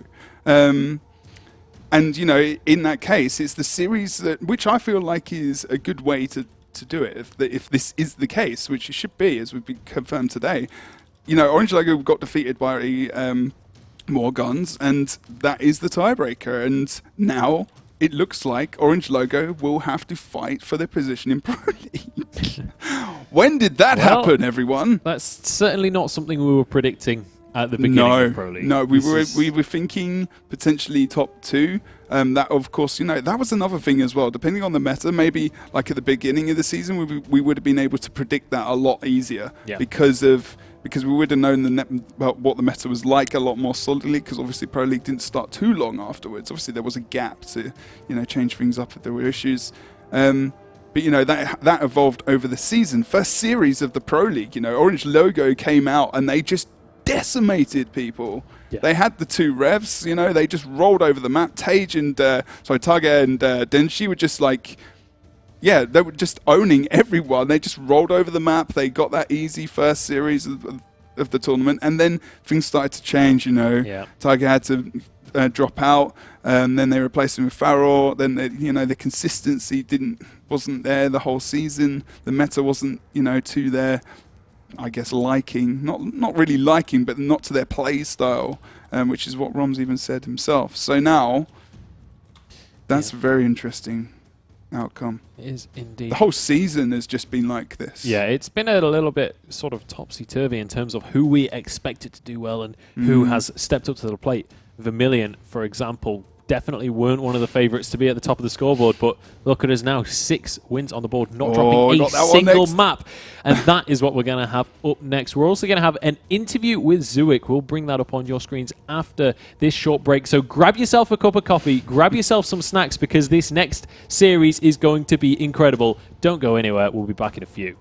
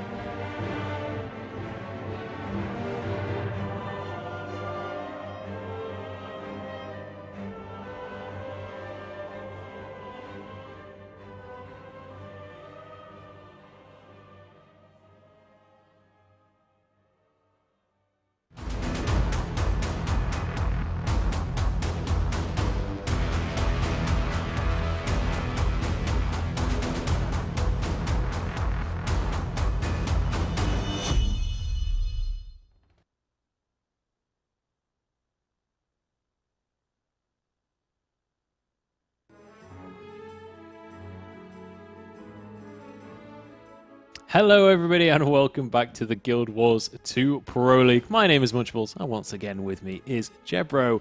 And we're ready not only to head into our third best of 3 of the night, but also we've got an interview with Zuik from More Guns Than Roses to see how he's feeling after his victory. Let's bring up Zuik on our screens and let's have a chat with him. So Zuik, off the back of that 2-0 victory, how are you guys feeling? Pretty happy, I think. I'm not too sure that means we have 5th place, maybe, which I'm pretty happy with. It means that, well, I'm not going to be in this team after, but it means that my friends actually have a spot in the Pro League, so I'm happy about that. Oh, there's some info for you. I'm not going to be in this team. Yeah, it's people have different interests. I want to take the game a bit more seriously, so I wanted to make a different team. But Okay. I don't want to talk about that now. Of course. So we didn't expect to win it that well, I guess. That was quite nice. It was quite, for me at least, considering this will be my last matches with some of these guys, it was quite nice. Really nice experience, really happy. So we were talking during the game on Kylo. You're kind of one of the people we've always watched on Kylo and has been very effective. Okay. Your map play on Kylo, how strong was it in the past compared to now? I mean, you always think about different maps and the different rotations that are coming out into, the Pro League, because there's obviously different rotations each week. So do you guys focus on, it's quite an in-depth question, do you guys focus on specific maps that you're playing well on, or do you try and, practice on the maps that you have played, not necessarily well on before? We don't really practice, to be honest. That's a question. That's my question answered then. Thanks, I would say that one of the reasons that is every team has weaknesses, players have weaknesses, and our main weakness when we first started playing was our rotations. And Kylo was kind of forgiving then. That was before Bunker Mesmer. Yeah. In the sense that you could quickly rotate somewhere. Now we're a bit better with it, but back then I think it was simply because of that. We had the same with Fire as well. It was a lot easier for us to rotate, less easy for us to fuck up. Sorry. But yeah, I'd say that's the reason for it. On a map like Forest, though, we weren't so strong because people would screw up. We would get decapped or something like this, or our rotations would go out of whack really fast. It's interesting, I guess, yeah. Okay, cool. Well, I've got a question from one of our viewers. He's tweeted in with the hashtag GW2PL. It's at Azulian. I hope I'm reading that right. He's saying that he's hoping to see some Warrior next patch. Do you think that the buffs will be enough for Warrior to come into the meta, or do you think it's still going to be a long way off? I think Rifle Warrior sounds like a really strong spec, to be honest. I can't wait to play it myself. I think ANET were spot on with Rifle Warrior. The evade is the way to go, definitely. Yeah, that's all I'm going to say on it. Cool. Okay, so fingers crossed that we will see that come into the meta. Any final questions, Jebro, before we get our third series on the way? Not really. Just congratulations, dude. Good luck in your new endeavours, potentially in the Pro League next season. Yeah, I hope to see you soon. Yeah, man. And we all did. See you soon, mate. See ya. So there we go. That was Zuik from More Guns Than Roses, and I believe everybody is already on the server for our third series of the night. It is going to be the final of the free series. Well, it is to some extent a final, that's for sure, because it is Vermilion up against Rank 55 Dragons, our two first place teams. They're currently tied, and this is the decider to see who wins that extra $1,000 and who faces Abjured. Let's hit the map. Let's get on to the Battle of Kylo to see who's going to take this one, because I can't wait to get started. Let's rattle through these builds, because I can't imagine these guys are going to have changed things up too much from the meta here. This is, this is going to be all about who's going to be able to rotate, who's going to be able to get some of the aggression off in this map. And we were discussing this earlier and how this was going to go. We've got bunker support Mesmer being played by Texby here. Of course, the regular build. We're going to see Zan playing engineer as well, going for the regular build as well. He's opted to stay with recovery matrix there. Oracle going to be playing exactly the support build that comes out from the bunker Mesmer, of course, with the soldier's amulet there. Levin is going to be playing Zerka power. Revenant, obviously, he's going for Invocation as well as Devastation and Herald here. And now he's going to be we're going to go over towards Mankal. He's going to be playing Revenant as well. Probably, obviously, going to be a Condi build. So, obviously, we've got power, we've got the condition, and then we've got him on Vipers and durability. That's going to be your team of rank 55. It's going to be interesting to see what Vermilion come out with answer-wise to that composition. Yeah, let's take a look through the builds coming out from Vermilion. Looks like pretty standard bunker Mesmer coming out here for Snowball. RG as well, going to be running a very similar thing. Looks like RG the king. Yeah, I didn't quite catch whether they're both using Portal there. Looks like we've got one Portal coming out there for Snowball. But let's take a look at the rest of the builds as well. We've got Curve and Triffin both on those revs. We've got a Condi ref from Curve, Alcor on the Druid. Pretty standard stuff that we've got coming out here with the Celestial Amulet, RIP. And then Triffin, the last man there, he's going to be running with the Power Rev. So Triffin going to be bringing the damage, the burst damage coming out here for Vermilion. We'll see if he's going to be able to go for those assassinations like we saw him getting on Legacy last week. Yeah, I mean, this is the thing. Most Thieves changed over towards Revenant. Levin Teeth probably gives it away a little bit.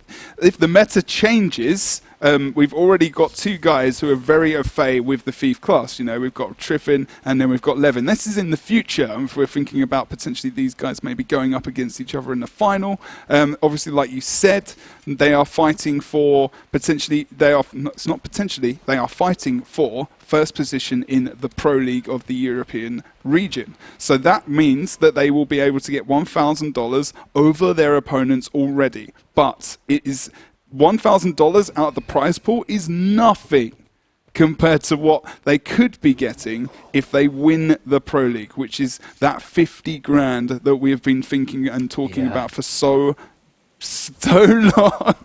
Wow. I just thought of money and then, just trying not to use different language there. Because it is so important, this series, who is going to go, because we're going to find out right now, potentially, who's going to be going up against the OGL. This is madness. Yeah, well, I mean, it's like you say, Abjord is not a team that you can easily turn your nose up at here. This is a team that is going to be very difficult to play against. So I'm very intrigued as to who takes this and who is going to be able to take that first seed. I'm nervous. I feel like, for me at least, this is going to be a matter of kind of proactivity versus reactivity. Rank 55 in every game, they're always the ones that are like kind of leading the pace of the game. They're the ones in charge. They're the ones forcing their opponent to react to how they play. However, on the other side of the coin, you've got Vermilion, who are masters in that reactive play, in reading what their opponents are trying to achieve and bringing out the appropriate counterplay to deny that. So it's kind of two different opposite playstyles clashing and seeing who's going to be able to kind of come out on top. And it really is going to be a battle of the titans here. I'm hoping for just 3 super close games. This is for me, this is one of the biggest series of the entire Pro League. I mean, because of what it decides, for the finals as well. Based on that, there's a lot riding on it for both of these teams, and it's just going to be so exciting. And I'm interested because, you say about that kind of reactive play, and then obviously, rank 55 can be very aggressive at times as well as controlling as well. They've got a lot of different parts to their team composition and theories and ideas and crafting and tactics that sometimes you don't know what's going to come out from both of these teams. More often than not, if we've seen Fofire, for example, like Vermilion, more often than not will push towards the end of the game to make sure the other team cannot come back. They'll try and defeat that comeback potential. This map is quite different as well in that, because we've not really got anything that's going to assist too much other than the trebuchets, of course, which might be able to bring out some CC, and that might, interestingly enough, be something which people do pull out. Well, we'll have to see if those trebuchet plays come out in this match because it has already begun, and we're going to see those pretty standard opening splits coming out. We're going to have one going to mid and two to either side node by the looks of things for Vermilion here, and we'll see if that's going to be enough to pan it out. Texby trying to capture the windmill, but that's going to be denied by RG, and the fight begins on both side nodes here. But take a look at Triffin already getting incredibly low on that power rev. Should be able to survive a little bit longer, but needs to be very careful. Still has his heal available, is going to use that at the last second there, and he's going to be able to keep himself up. Yeah, RG's still got another time warp as well, so he's going to be able to sustain a little bit. Alcor does go very low over towards the midpoint as rank 55 do 2v1 here for a moment in time. They need to be very careful. Vermilion need to try and take advantage of this elsewhere on the map. We have got 2v2 situation now, sorry, as Alcor and Snowball are over on the midpoint, but that's a nice slick shoes, and Alcor does get... Oh no, he's going to be put down here. He gets into Celestial Avatar form, trying to remove some conditions there. But Mancal does get pressured as well. And just that little bit of pressure, Crystalline Hibernation, means that he's not able to follow up with that damage, of course, because he goes so low. But at least they can both sustain on this point. And that's still a really, really big point of contention. Now Zan even has to dip out of there. And it's not a great fight, because they should be able to survive this unless we see extra members coming in for rank 55 Dragons. And these are the close skirmishes that we were wanting to see. Alcor so close to going down, but beautiful play from himself and from Snowball is going to mean that he can stay in this 2 versus 2. Manage to top himself up again. This could be where the fight, where already the beginning of the map could be won or lost. And this is where rank 55 have to be extremely careful, because main damage dealers are over on the midpoint and the blue team are not going down at present. And it feels like something to do with the engineer versus, you know, having a ranger on your team and being able to sustain outside of those mesmer compositions, because they've got equal splits across the map. But rank 55, actually Levin goes down over towards the windmill here, but Triffin also as well. This is a massive thing to happen. RG able to get the down onto Levin, and he's going to be finished off here. Triffin back up to about almost half HP there, will be able to survive. But now Texby can't die here, otherwise they will start to get the map snowballed into their favor. This is terrible for rank 55. Yeah. But look at mid. That's not even the place where we thought it was going to be lost. They're going to get 2 caps here at the start quite early on, and they've got the far node as well. Zan, low HP, is going to move over towards this mansion node. Red team looking at getting the respawns as well. Portal should be left over towards the mid-mill. That is the case indeed. And now look what they're doing. They're pushing this back over towards the blue team spawn now for Vermilion as they look like coming back into the map. Yeah, this is beautiful play from Vermilion. That is going to be curve going down, though, so man advantage for rank 55 if they can continue to get something. They have to get the decap on the windmill, but this is best case scenario for Vermilion, having the far point and the close point, and then contesting for your home. You're going to have those reinforcements. They've got the port to deny the decap over at windmill, and they immediately use that. So windmill will be kept for them. Rank 55 have managed to grab mansion, though, which is Vermilion's home point. So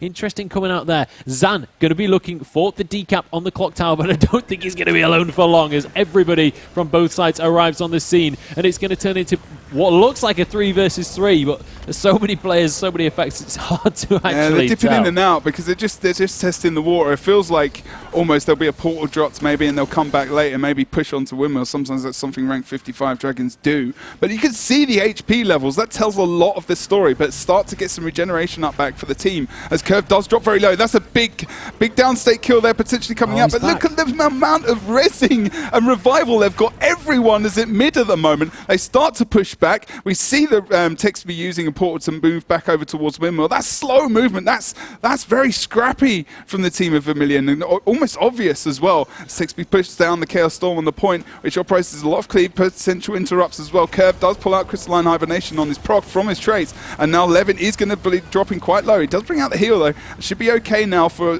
a little bit of time. Curve does get caught by that Mesmer Shield number 5, of course, which does stun him a little bit on point. Doesn't defeat a lot of his momentum though, but does start to get pressured himself. Yeah, so I mean, really, really good play by rank 55 to get the decap on the windmill now. So it is 1 apiece. If rank 55 can win one of these upcoming fights, they're going to be able to flip the score on its head and take the lead. They're not too far behind, but Curve, he's seeming to be the target here, but manages to top himself up again. Mancow just trying to dodge, duck, dip, dive, and dodge around this point. Yeah, just trying to keep himself alive, but he's all out of cooldowns and he goes into downstate. That's going to be the alacrity down. Can they use the quickness? Can they get it back onto his feet? It's not looking likely right now, and it looks like Mancow might just be dropping. But the res comes out. Levin manages to get him in the end, and they get him back on his feet. Power play.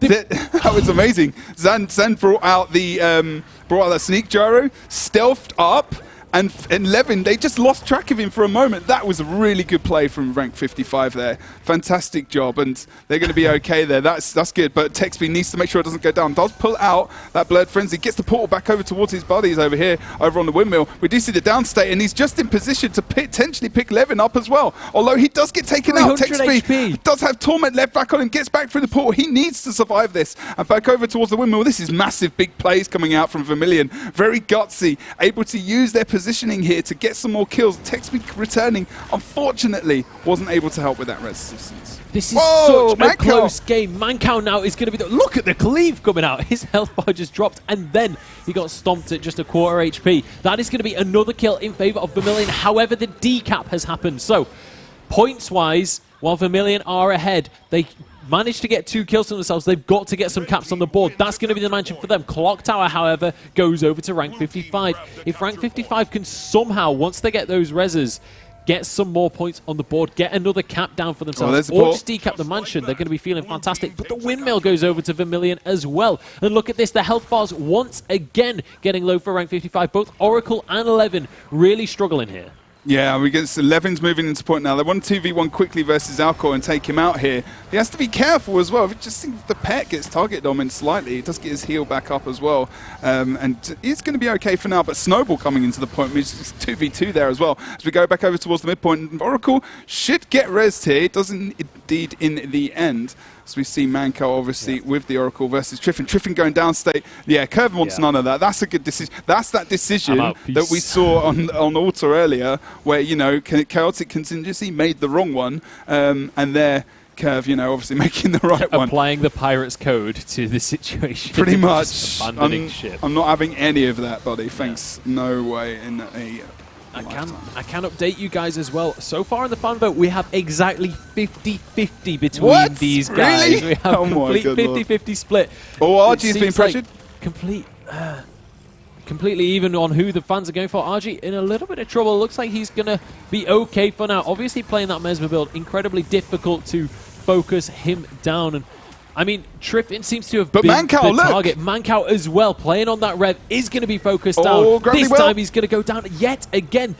The reses just don't seem to be there for rank 55 the same way that they are for Vermilion. And just so much split pressure coming out from Vermilion. All the time we look at these health bars, it seems to be rank 55 that are on the back foot. Zan, yeah, Elixir S as well, proc comes out.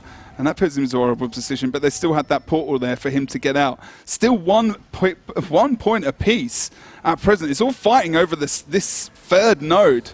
But rank 55 are not able to get anything out here, and they're committing to massive team fights where Vermilion have a lot more sustain in terms of, you know, the Ranger who can stay on point. If the NG has to back out, he has to use his sneak gyro almost as well. But you can see how that sneak gyro really helped them out over on that point. Look, Slick Shoes comes out onto Alcor. Alcor is dropped so low, pulls out Celestial Avatar form. You'll be able to see how well he is able to survive here. But he's going to lose the cap, and just being cautious about it, you know, because if he's 1v2 here, elsewhere on the map, you would think that Vermilion are able to take the advantage, and they are over on the midpoint, because Curve and also Snowball here are going to be able to get the kill potential on the Oracle. So this kill needs to have happened very quickly. Actually, Alcor does survive it in the end, and they're not able to get over towards the midpoint in time enough. Now Alcor can re-engage onto Mansion, possibly get the decap, because he's versus the Engineer, you know. But he's nice thunderclap to delay that movement over towards that side of the map. But look at the comeback at the moment. I know, they're managing to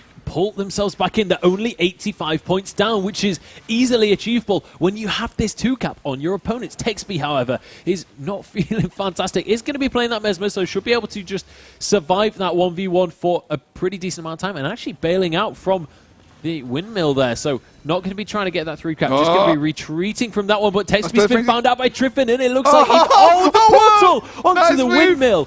He's going to deny the cap. He's going to be able to escape, and he's got his heal up in just a second. He's going to be able to survive this one. they're sustaining this so well, rank 55 at the moment. They've really answered the call, and Texby playing it very well there. You know, might have been an obvious play for him to make sure he wasn't going to be taken out, but does survive the damage there as well, as we see members coming through. Triffin knowing that, you know, Texby's quite low, maybe on cooldown, so he could be able to regenerate quite swiftly here as Alcor moves over towards the mansion for a possible decap. Mesmer comes over as well to deal with that. That should be okay for them to handle as well. But Zan very low over on the mid node at the moment. Everything contested. This is so close. This is actually really bad news for Vermilion right now, because they are only 20 points ahead. They've been losing out in the caps recently. Mancow now going to go down, though. This could be Vermilion's opportunity to take the game. They get the kill onto Mancow, and they're looking for the clock tower. It's so close to capped for Vermilion. Oh, that's bad news for Zan. Denying this. He goes down, though. Texby now arrives on the scene. They're just desperately trying to hold on to this point. But if you dedicate 3 to the midpoint, you're going to lose out on the sides. Vermilion now capture the clock tower,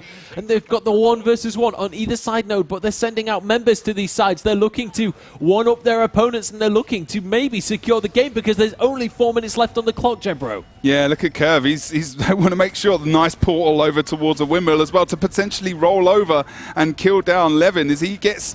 We should get backed up here by Zan if they need to. Oh, wow, devastated there as well. Zan is going to be able to come into the point, does get that sneak gyro up. But look, Texby brings... We do see the gravity well coming out as well, but wow.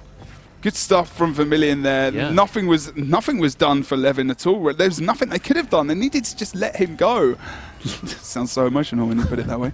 But they know Levin's coming back in for the respawn, so they move back into the map so they can essentially get onto midpoint. But Texby moves very well over to mid, pops back through the portal, of course. They need to be careful. They need to lock down this location over on the mid node as well, get the Mesmer back up there, because we do believe we see Zan moving into position.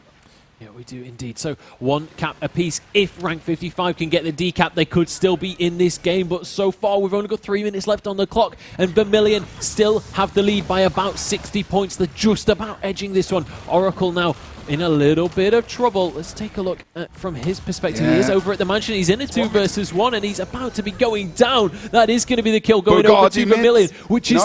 the worst possible news for rank 55. Yeah. They might be about to be 2-capped, and that might just be the game, unless rank 55 can pull something out of the bag, can pull out a miracle right now. This is amazing, because at the moment, you know, rank 55, they're starting to pull back a bit of a lead, but then, you know, Vermilion have kept their cool, and they've kept their momentum of just holding the map. But, you know, RG going down there is pretty massive as well in this point of the game, but not too bad, because the Oracle has obviously got to wait for that respawn. We've got Portal over there guarding that node. Zan as well, low HP, but he should be okay here as he regenerates slowly. Trying to use a bit of line of sight between the two members as he's kind of getting a little bit sandwiched potentially down there as well.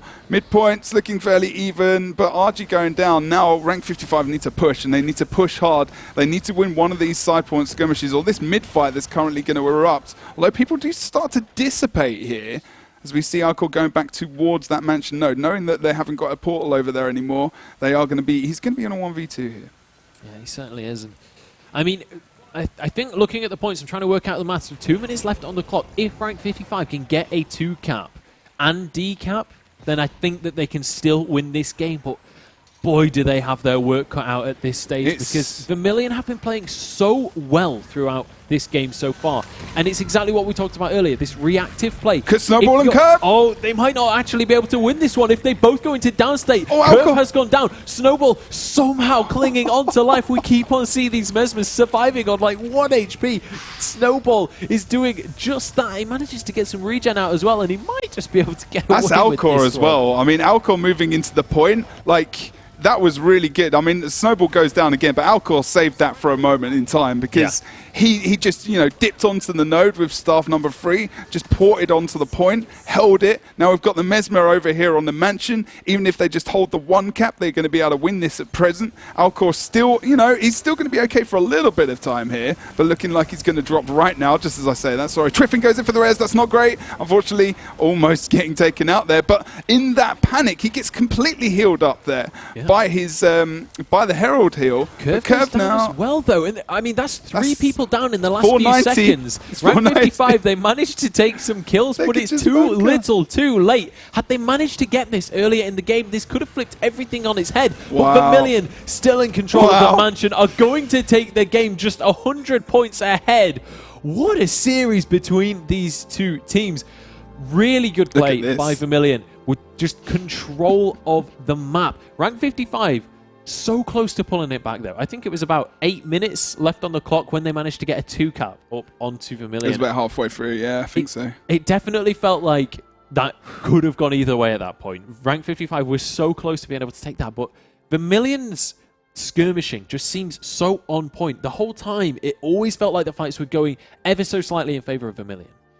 Yeah, it did feel like that. I mean, well, I really feel like, you know, I mean, Alcor is a good example to just go to in that mid-fight where he jumped onto the point just in the nick of time, you know, when Snowball was just about to go down, they got him back up, his health up quite high, and they're able to sustain a little bit more. Okay, he went down again, but that's that kind of switching that bunker into a position where you can hold the node, sustain it, and just stay alive a little bit longer to take advantage somewhere else on the map. So, okay, defend the defeated situation successfully, then push back out and use it to your full advantage, which is what they've done a lot.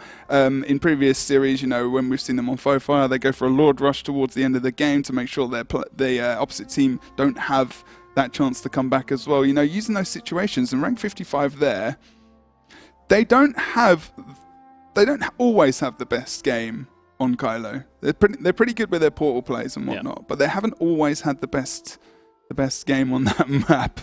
But, you know, same for Vermilion really as well. So this is going to be very interesting how they deal with this. Okay, so talking maps then, let's head on to the map. It is going to be Temple for our second map of the day. Let's see if we're going to have a 3-game series, because let's remind everyone right now, they are playing for first place. They are playing for who gets to avoid Abjured in the semi-finals here. They're playing for avoidance. Right? Well, yeah, Abjured is not the team you want to be going against right now. So these guys not only playing for that extra $1,000, they're also going to be playing just for that seeding in the finals, which can be oh so crucial for getting through to that final. We are just going to have one of the players quickly re-logging, but I mean, Temple, with these two teams' histories, who would you say kind of has a bit of an edge here? Or is it just too close to call? In fact, let's find out what. I mean, people should be voting as well. Let's see who the edge has in terms of the fans. We've now got 55 to 45 in favor of Vermilion. So slight advantage in Vermilion. However, Vermilion did just win a game, so I feel like that might just be people wanting to jump aboard the hype train. Maybe a little bit. I mean, Vermilion have just, throughout the season, they have surprised us. Yeah, absolutely. They have surprised us in every situation they've been involved in. They have not lost a game yet. I think Vermilion have been what everyone expected Orange Logo to be.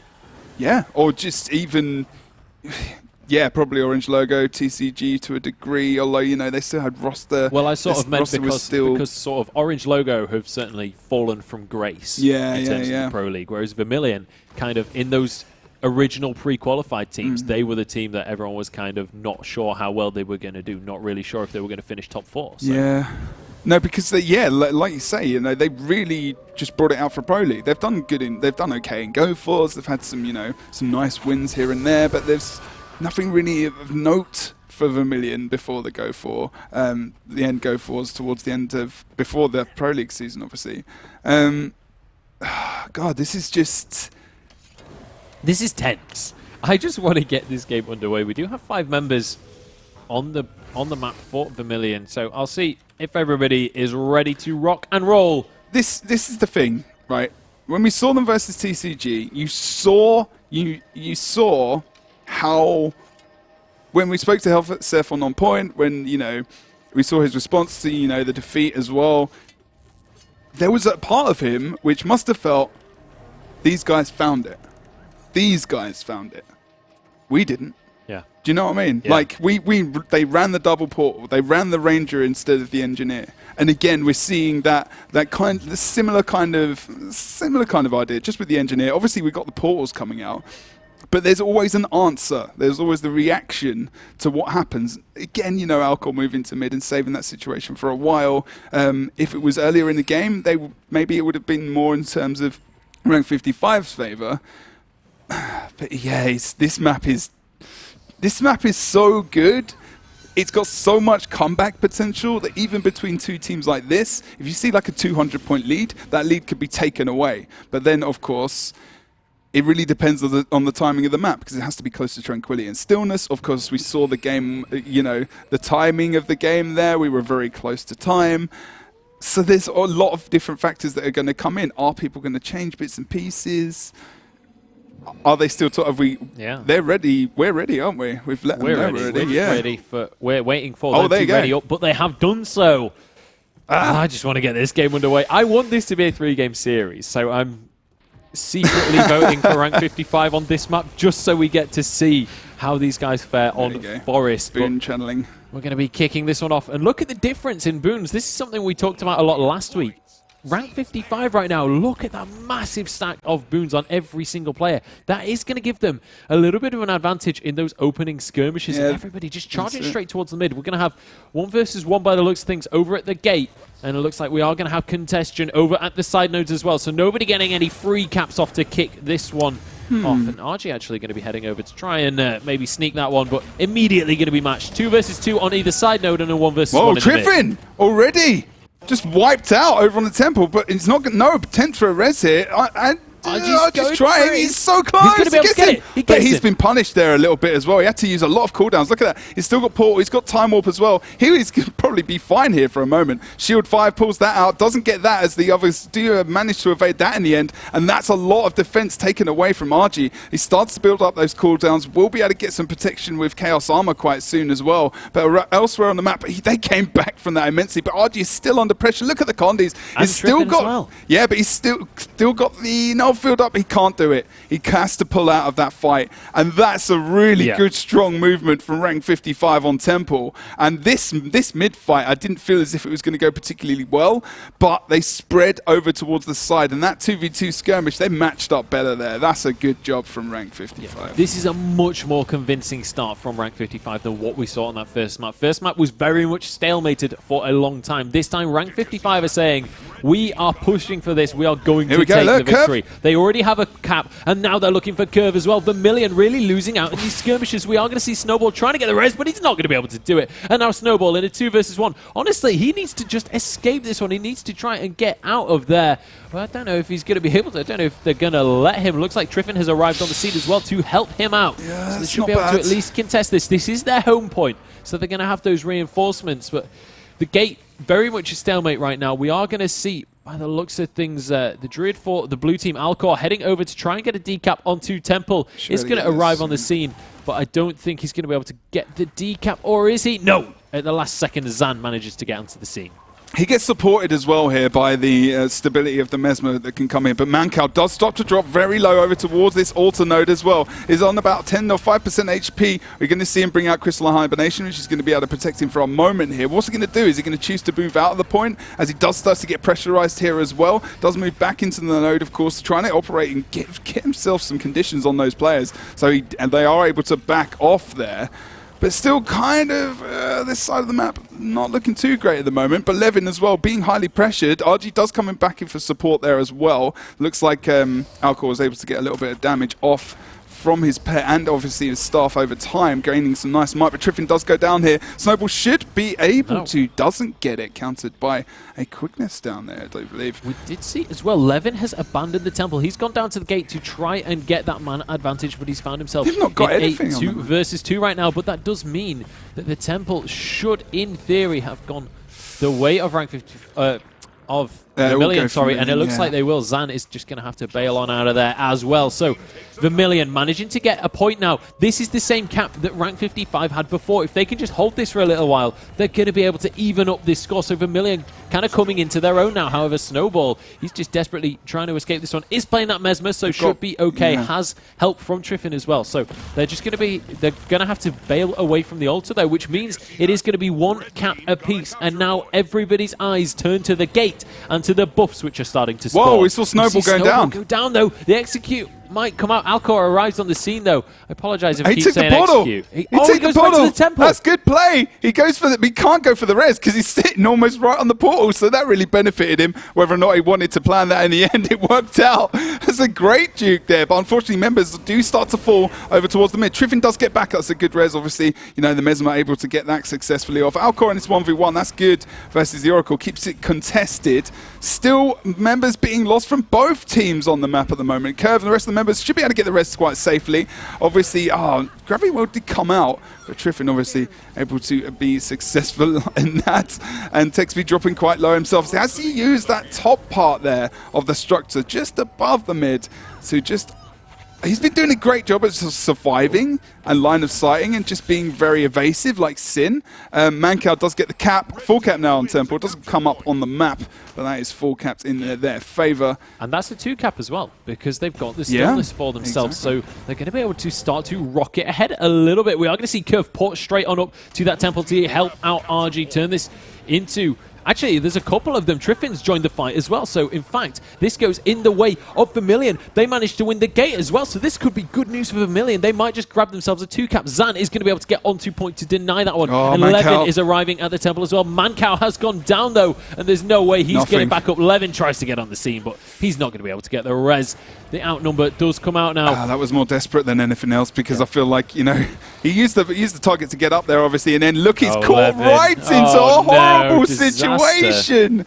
And that's, again, those kind of decisions, you know, he had to get away. But, you know, that's desperation. They really needed to make sure he's still in down state here, actually, as members are trying to get in there to res him back up. Oracle's still on the other side of the map. Zan as well, moving out from the Temple, as we do obviously see Levin being completely finished off. But Texby's still on the Temple as well. Isn't enabling himself to get out there, unfortunately, because he does drop into the down state.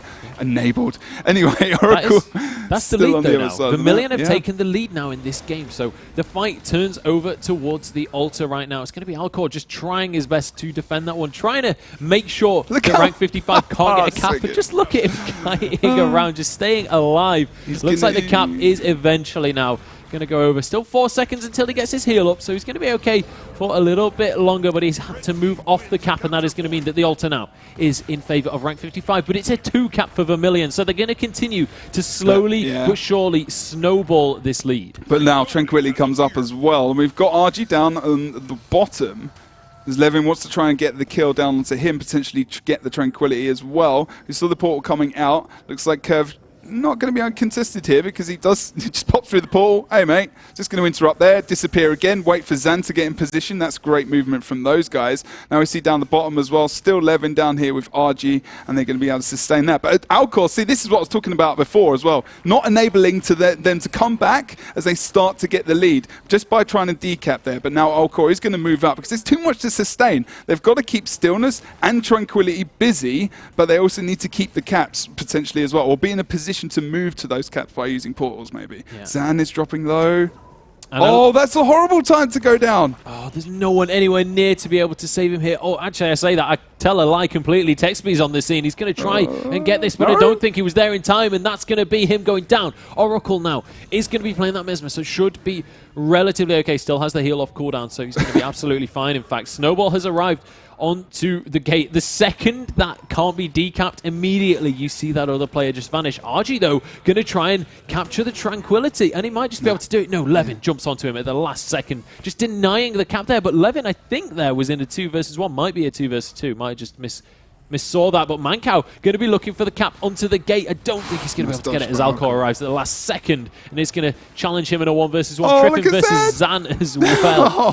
Trying so hard to get the decap, but can't quite get it. Oh, it was good positioning of Slick Shoes and Thunderclap there as well. Now Triffin just really has to battle to keep the cap, but then as soon as Zan moves away, he can be offensive with that. Surprised Triffin isn't just going to get the rest of the caps on that point. He's going to move back, though, which means that he's going to be late back into the rest of the map. We've still got this 1v1 with Stillness. Tranquility still being fought over well. Tranquility at the moment is a big comeback potential for rank 55, so we can still see things being switched up. And we are still got 6.5 minutes left in this game. Yeah, so as you say, Stillness back up. I feel like Stillness could definitely throw this game on its head. If Vermilion gets Stillness right now, they pretty much secure themselves the game, so long as they don't have to overextend for it. Texby, actually, because that's still not feeling great. Mancow, this is about the 4th time we've seen Mancow go in for this decap on gate. Unfortunately, can't quite get it. If he's able to get it at some point, that will be huge, though. Triffin has gone down elsewhere on the map, and in fact is going to be finished off. RG as well is going to be the next target, but obviously on that Mesmer, he should be just about okay. Snowball fighting desperately against Oracle for that Stillness, but I don't think either of them is going to win. Levin just going to be recapping that Temple for themselves, and actually rank 55, they've got 2 decaps for themselves, and they're looking for a two-cap. In fact, this could be their way back into the game if they can hold on to this. Yeah, they need to be very careful. Alcor is slowed currently as he tries to channel that buff there on the other side of the map. This is great comeback potential. Look at the amount of points they've managed to gain back here.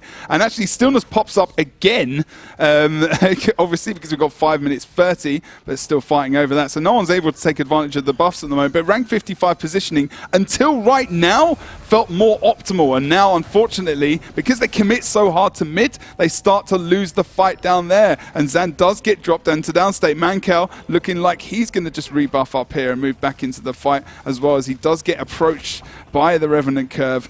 Just using that crystalline hibernation to make sure he can sustain himself for a moment as well. Just be careful on the midpoint for Curve, actually, because they might get the free cap here as well. They might indeed. Curve is not feeling great right now. His cooldowns are all ticking out and might just be going down in a second, but looks like he's had a couple of reinforcements, so should be just about okay in the end. He's in a 2 versus 2 along with RG, so should be just about fine. But Triffin, however, will not be fine. He goes into that downstate, but the res is going to be there. He gets back onto his feet, and now they're looking for Mancow, who's just going to have to kite away. Texby versus Alcor down at the bottom of the map. They're going to both be able to sustain away. I don't think Tranquility is going to be picked up by either of the teams, but look at this, rank 55 with the 2-cap. They're just 10 points away of catching up. Yep. Rank 55 are looking for the comeback, and they might just be able to get it. There's only 4 minutes on the clock, and they're doing a fantastic job to just sustain these points. However, there's 1 tick left on this temple. Levin's going to go down. That's the D-cap, so now they only have 1 point, but they are 3 points ahead. This is such a close game. Yeah, I mean, over here on the temple now, with Mancal going down, just on that note, I mean, Oracle moved in successfully, and that was a good place to move in.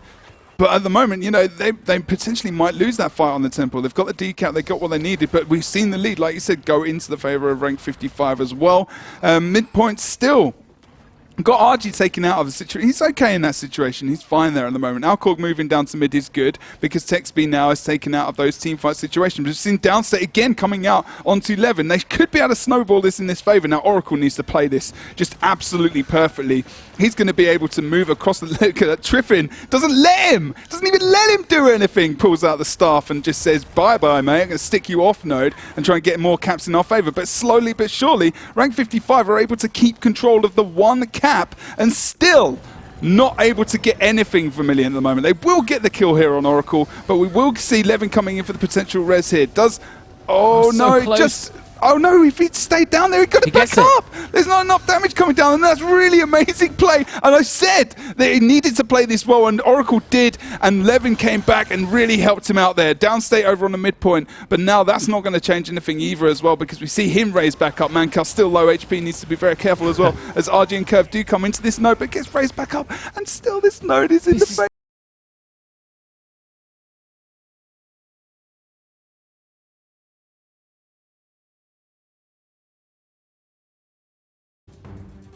Hello everybody and welcome back to the ESL Guild Wars 2 Pro League.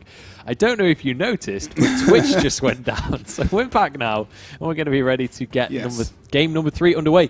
Game number 2 happened though while I believe Twitch was down. So let's just have a quick little recap of what happened at the end of game number 2.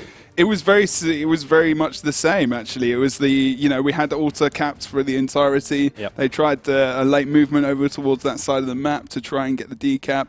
It was too late. It was about 59 seconds or so. Then they started to lose RG mid, and they just couldn't rotate into that position, not having a target there for one of the Revenants to potentially, get onto. There was no portal there for anyone. RG couldn't move away to get towards Auto to actually put a portal there so that they could potentially go towards later. No one could move. Alcor was down in the bottom. And maybe, Alcor almost being such a lifesaver, being out some of those fights, very influential. But Oracle just used his experience to survive. I was about to say Oracle as well. That was such an important moment. Just surviving against all odds as well, managing to keep it in. But I believe all of the players are on the map, and I don't know about you. I just want to get game number 3 underway. I want to see who's going to be able to take this. This is, I think, probably the 4th throughout the whole Pro League, the 4th series that's gone to 3 games. Yeah, so we haven't had many. That's for sure. The 2 top teams battling it out, going to a 3rd map. I just want to I want to see who takes this. It honestly could go either way. Both teams have shown phenomenal. We make I make up new words all the time. It's fine. Phenomenal, abominable plays or something. I'm just going to stop talking. Let's get onto the map and see who's going to be able to take map number 3. Oh my goodness! The power of words evade us. Well, that's what happens. It's lucky we don't have to talk a lot, or that would be an issue. Oh yeah, true, right? But just to reiterate the fact that it wasn't just our stream that went down. Yeah, it was the entirety of Twitch, which is we went to a break because there is no way we don't want to broadcast this game and at the very least record it with same kind of motivation that we would have, of course, when we're streaming. Not saying we wouldn't do it otherwise, but anyway. Looking at the builds again, see this map. This map could be really advantageous for Vermilion because this is the map we saw TCG having issues versus Vermilion on. A lot to do with portals actually, but you know this is what rank 55 are running with as well. So this is going to be quite an interesting one. Just trying to have a look. I can't express enough how much the Oracle just. I know it's on one node for like a lot of that time, but just so important. And this man right here has been playing Mesmer in Guild Wars 2 for a long time. Main character, you know. It's not Snowball's main character. It's not RG's main character. Obviously, it's the build. Okay, not horribly, you know, difficult to play, but you can still outplay a Mesmer if you're better than him, you know. Those intricate details matter a lot in these matchups. Yeah. I mean, you could perhaps say that Oracle had foreseen that this was going to be such a strong build in the meta. But let's take a look at these starting splits as our third game is underway. Just taking one last final look at the fan vote. We've got a whole bunch more votes in, but it is still exactly 50-50. You fans don't seem to be able to decide who is going to be able to take this one. And I can't say I blame you because for me, this one is on a knife edge. And take a look at this. 2 versus 2 at either side point, but it looks like rank 55 have already managed to grab themselves a cap here onto the mine. And that's important. Look, especially if Triffin goes down here over towards the mine, he needs to be very careful. You're going to see some, oh no, conditions coming onto him as well as burning. Needs to be very careful as he moves away. Does block a couple of those projectiles coming in, but Zan really on the board to try and take him out here. And we are going to see RG coming in for the res. And look at switch perspective right now. Should be able to get it successfully. They're trying to challenge for this. He will get healed up if he gets pressured on him as he does pull out that heal from the Herald, of course. And that's a big thing. So they needed to survive that. Now bouncing over towards the mid to try and get something out of this. Yeah, they have to win this fight at the keep right now because they have that one-person advantage because the engineer, Zan, is staying over at the mine. So they have to win while they have the opportunity. Texby is on his own here, but he's doing a fantastic job of just holding them at bay. And in fact, if he can just keep this decap, this is fantastic for rank 55 so far. Curve is going to go down. We've had a DC. We have had a DC come out from Vermilion. What are you doing? Within the first 2 minutes. And since it's the first one of this series, I believe, I'll double check this, but I believe that is going to be a restart. So Twitch went down. We're having a restart. This is...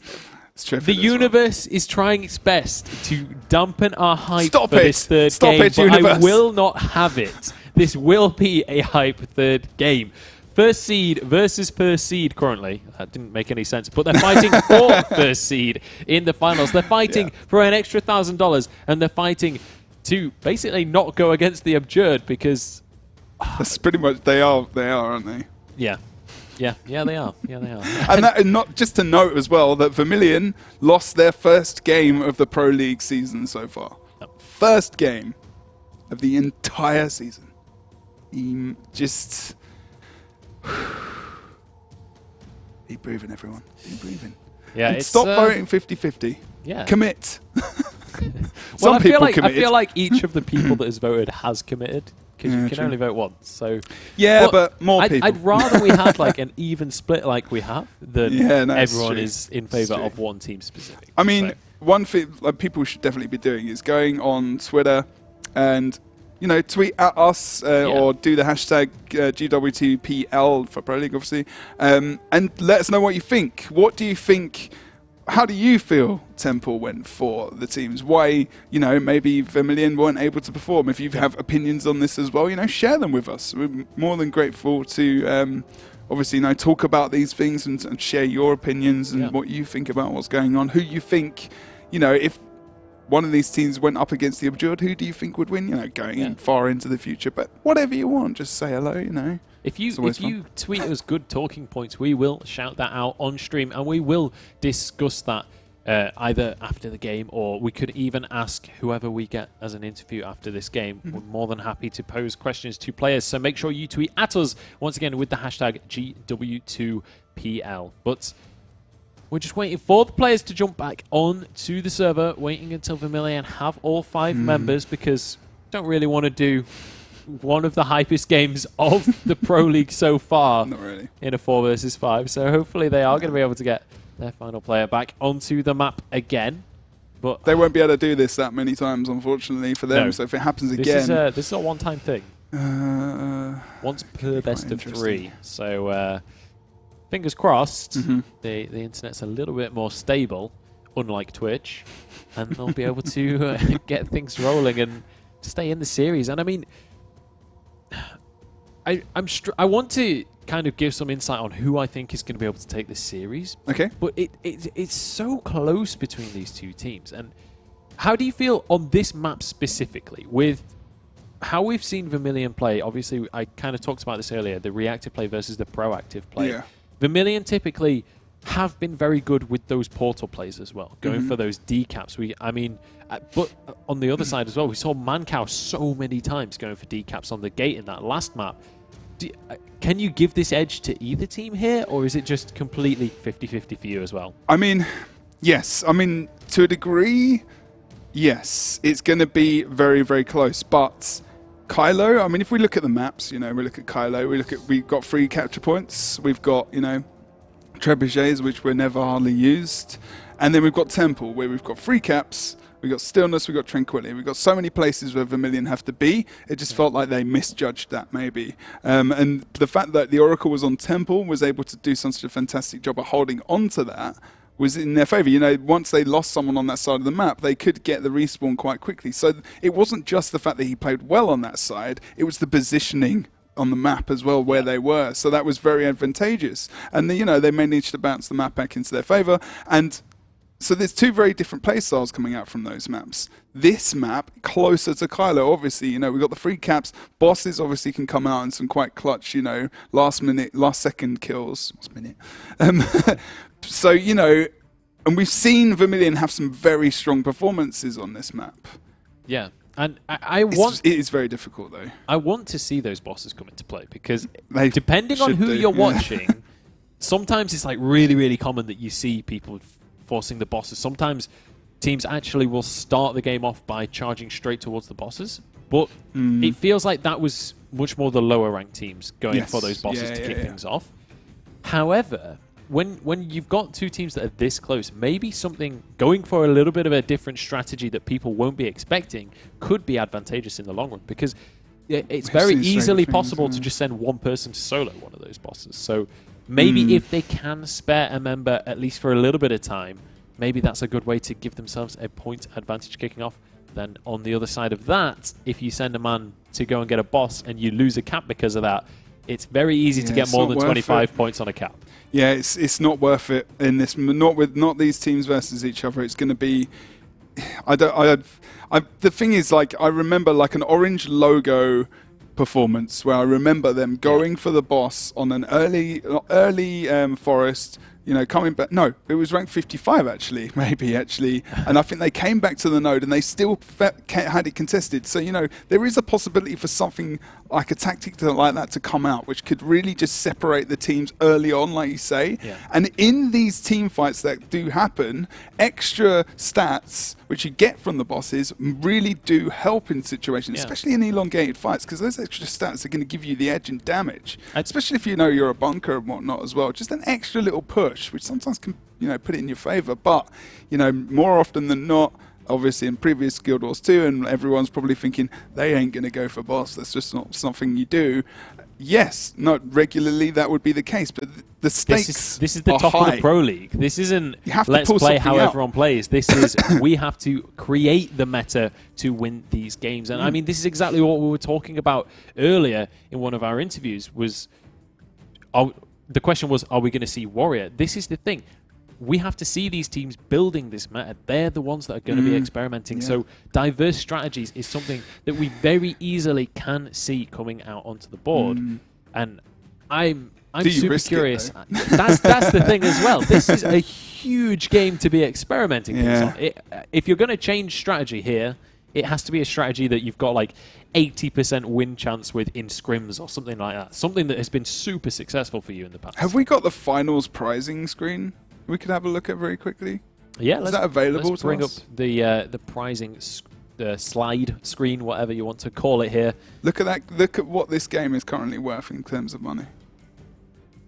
This game is worth, I would say, you know, obviously worth between 25. Well, I mean, the winner obviously is going to go versus the second seed team in NA, which, you know, we might be able to see that, you know, the EU team probably first seeds will more than likely maybe see in the final. I don't want to predict anything, but, you know, just judging off that, if we think about it in that way. Since EU is greater than NA, we'll definitely have we'll see at least EU one finals. team.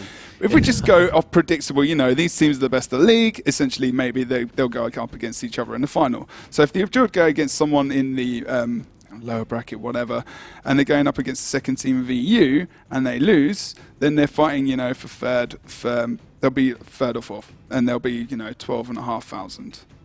So this match is worth so much money, you know, $12,500 dollars. Sorry, still a lot of money. To some extent, this match might just be what doubles their prize money. Exactly. Which is, it's just, and not to mention the fact that more immediately off the back of this map, if they win, they get $10,000. If they lose, they get $9,000. That's immediately just a $1,000 prize bonus, plus then what that affects in the finals in terms of seeding, exactly what you've just been talking about. And again, who we see go up against Abjord, which is something I feel like I've said a lot, but I just want to hammer home, like, Abjord are a really good team. They have been on top of the global scene for quite a long time. This is not an opponent that you want to go against in this semi-finals. No. So let's have a look. We are just. But we all finally of this, got him in. Oh my he's God. on the map. He's on the map. But all of this, you know, tomorrow, guys, make sure you log into Guild Wars 2. It is the first quarter balance of 2016. Not only is it balance for the classes, there's also tons of new stuff coming in as well. Gliding, loads of fun stuff, which is just. We got the Shatterer remake as well, you know, it's not PvP, but still loads of exciting stuff. And, you know, these guys, like you say, they're going to be creating that meta to move on towards the finals. And really, if they have any chance against the Abjord at the moment, and the EU team, if they do get that second seed, it's going to be for this finals, because everyone's going to be, a lot of people are going to be in the dark. Okay, we're going to be able to see people streaming, people talking about things, but unless, you know, people who are scrimming are talking about their builds to other people, not many people are going to know exactly what's being brought out. And, you know, the Abjord, like Heurix said as well to me the other day, you know, and I'm realizing that myself, that he pulls something out of the bag later on, late in the day, that you just don't know what's going to happen sometimes with some of the teams. They keep it close to their chest, but we're ready for the final game of this series. We are indeed. It's going to be kicking off in just 3 seconds, so let's head onto the map for our third and final game in this series, our third best of 3 of the day, and the decider for first place in Europe. Who is going to be the best European team? This match is going to decide, and already we see the team splitting up once again. By the looks of things, rank 55 should be able to grab themselves the mine, which is how it happened in the first one. I don't know if they're quite going to be able to get it in time. They got it. They managed to get it at the very last second there. Rank 55 again with a winning strategy, starting off strong. Guild mission complete, apparently. Sorry about that. But yeah, as we go over towards the mine, you can see that they were able to grab the cap, like Joe said. Needing to move out now, Levin goes over towards the midpoint, potentially. You can move, obviously, the Revenants have an easy job of going out to mid, maybe with the easy kill onto Curve here, so actually he really needs to be careful. And that forces members to move into a supportive situation, forces them away from this node as well. We're going to see the Mesmer just dropping a portal there potentially as well, so he has to stay in position. Mancal now over on this side of the map. Curve very low over towards that midpoint. We do see Revenants moving back over towards the henge now, as Levin is just doing a little bit of a lap. Feels like victory lap. Is it too early? Is it too soon? I feel like it might be a little bit too soon for a victory lap since they're only 30 I don't know if points up Triffin right now. goes down. He goes into downstate here. This could be an early kill coming out, although he does indeed get finished off there as well. And that's brilliant stuff. As Levin, again, from the last game, we saw how quickly he moved into the point, was able to be very advantageous there. And now Levin over on this Henge node, commanding his team. He wants his team to win this game, be top of the league of Pro League Season 1 for Guild Wars 2 PvP with the ESL. Yeah, absolutely. And the mine this whole time has been capped for rank 55. So the points are stacking up. A 50-point lead already for rank 55 Dragons. However, we've got a 2 versus 2 by the looks of things over at the Henge. So if Vermilion can win that one, that is their home point. So they're going to have those reinforcements. But it's looking pretty difficult for them to just take this one away from their opponents right now. Triffin, once again, seems to be the target right now. He's going to be able to kite around decently well. He does still have a lot of things off cooldown, so should be good. Still got that crystalline hibernation available to him, but they just don't seem to be able to take the edge in these fights. But take a look at your map right now, because we have Alcor heading over to get the decap on the mine. They have to do that because they need to change what's going on, because otherwise it will be very similar to what was going on earlier on Temple, where they just leave this cap ticking away the back of our heads. These long sustained fights then can go for like 5 or 6 minutes, and that's a lot of cap points that are going to be coming in. They can't just let that go, but they do put Texby in that position now over on that side of the map, and he can pressure him. Sustained points now, and now Vermilion really are in a pressurized situation, although they don't have as many mesmers on the map Levin now. goes down. They're trying to get the res onto him, and they will be able to do so. Levin's so close to going down there on the Henge, and that might just have been enough to turn the point in favor of Vermilion. That is their home node, remember. So if they can get those kills, they will be able to take that kind of outnumber, and they will be able to turn that into a cap. But it's now going to be Curve going down. That's going to be the knockback from the elite skill, but the res is going to be there. Look at the quickness coming into play. That's not going to be available anymore as of tomorrow. But Mankau, it seems to be the battle of who can kill the Revenant faster, because Mankau is just desperately trying to kite. He's all out of cooldowns, though. He's dodging like crazy, about to get his shards back up. If he can get the heal, he's going to be fine, but it doesn't look like that's going to happen. That's going to be him going down, but the res isn't going to be there. That's the execute that they needed, and that is going to be potentially the point. But look at this movement. Okay, they lost the kill there. Oracle is going to leave it, but they get the respawn over to mine, which means Alcor has to move out. Alcor can't die here. To take full advantage of this situation, get the extra points, they don't want to lose him, and he is going to die. He's on his own currently. He's got his heal, needs to just try and put the blind down. Does get that off from the pet as well, and needs to be very careful. But look, Mankau respawns as well, and that push, in the end, Oracle plays a blinder once again on the Henge, and just holds in favor of themselves, waiting for the respawn on the other side of the map, gets into their favor, and they get the kill on Alcor. This is great play from rank 55, and they're pushing the game into their favor even more so at the moment, but we do see the 2 cap coming out from these guys. Yeah, so Vermilion managing to get that cap advantage. If they can hold on to these, then they're going to be able to catch up. However, rank 55 are known for how well they can use the map to their advantage. I would not be surprised at all to see a decap coming out. That's going to be Curve going down, though. And actually, this could be terrible news for Vermilion. They have to be the ones winning these fights, especially when they're down in points. Look at this. Once again, we're going to see Alcor heading over to decap over at the mine. So Vermilion, just by using this map play, might be able to hold on. Snowball managing to port back, but he goes into that down state in the end. There's no one there to res him. That's going to be Zan finishing him off. And now over, we saw the portal as well coming out over towards the mine, so that's going to stay capped in favor of rank 55. However, despite the kills coming across for rank 55, they haven't managed to get any decaps. And now Vermilion are just 45 points behind rank 55. They're still catching up. Snowball somehow was surviving for all of this time. Now that we see Alcor go down as well, this might just be terrible news, because they're dropping like flies right now. Snowball's going to get up here. They've been downstate forever, and Archie gets up. How did rank that even 55 happen? just pushed for Henge. But now look at Vermilion. They can move over towards mine. Letting Snowball get back up there was that was a risky play, but Curve hit. Oh, I don't know if Curve should have done this. He's trying to save as much time as possible, but Snowball does come in for the map. Is he going to go for the res? He is. He should be able to get it hit. Oh no! Enough damage comes out. He's risking everything by going for more focus. He gets another potential res coming in as well, but Alcor can't go for it. Look at Zan. Oh my god. That is beautiful by Rank 55 to just deny the res that whole time. Beautiful cleaving coming out. And as well, you saw them using those CCs to just deny those reses coming on out. Snowball now is going to be knocked into downstate. This battle for Henge is not going well for Vermilion. However, Vermilion currently the only team with a cap on the board. Alcor, yet again, going to drop into that downstate. There's 2 members in downstate over at Henge. That will now go over to rank 55, despite it being Vermilion's home node. The mine, again, in that stalemate, 1 versus 1. Neither team going to be able to take this.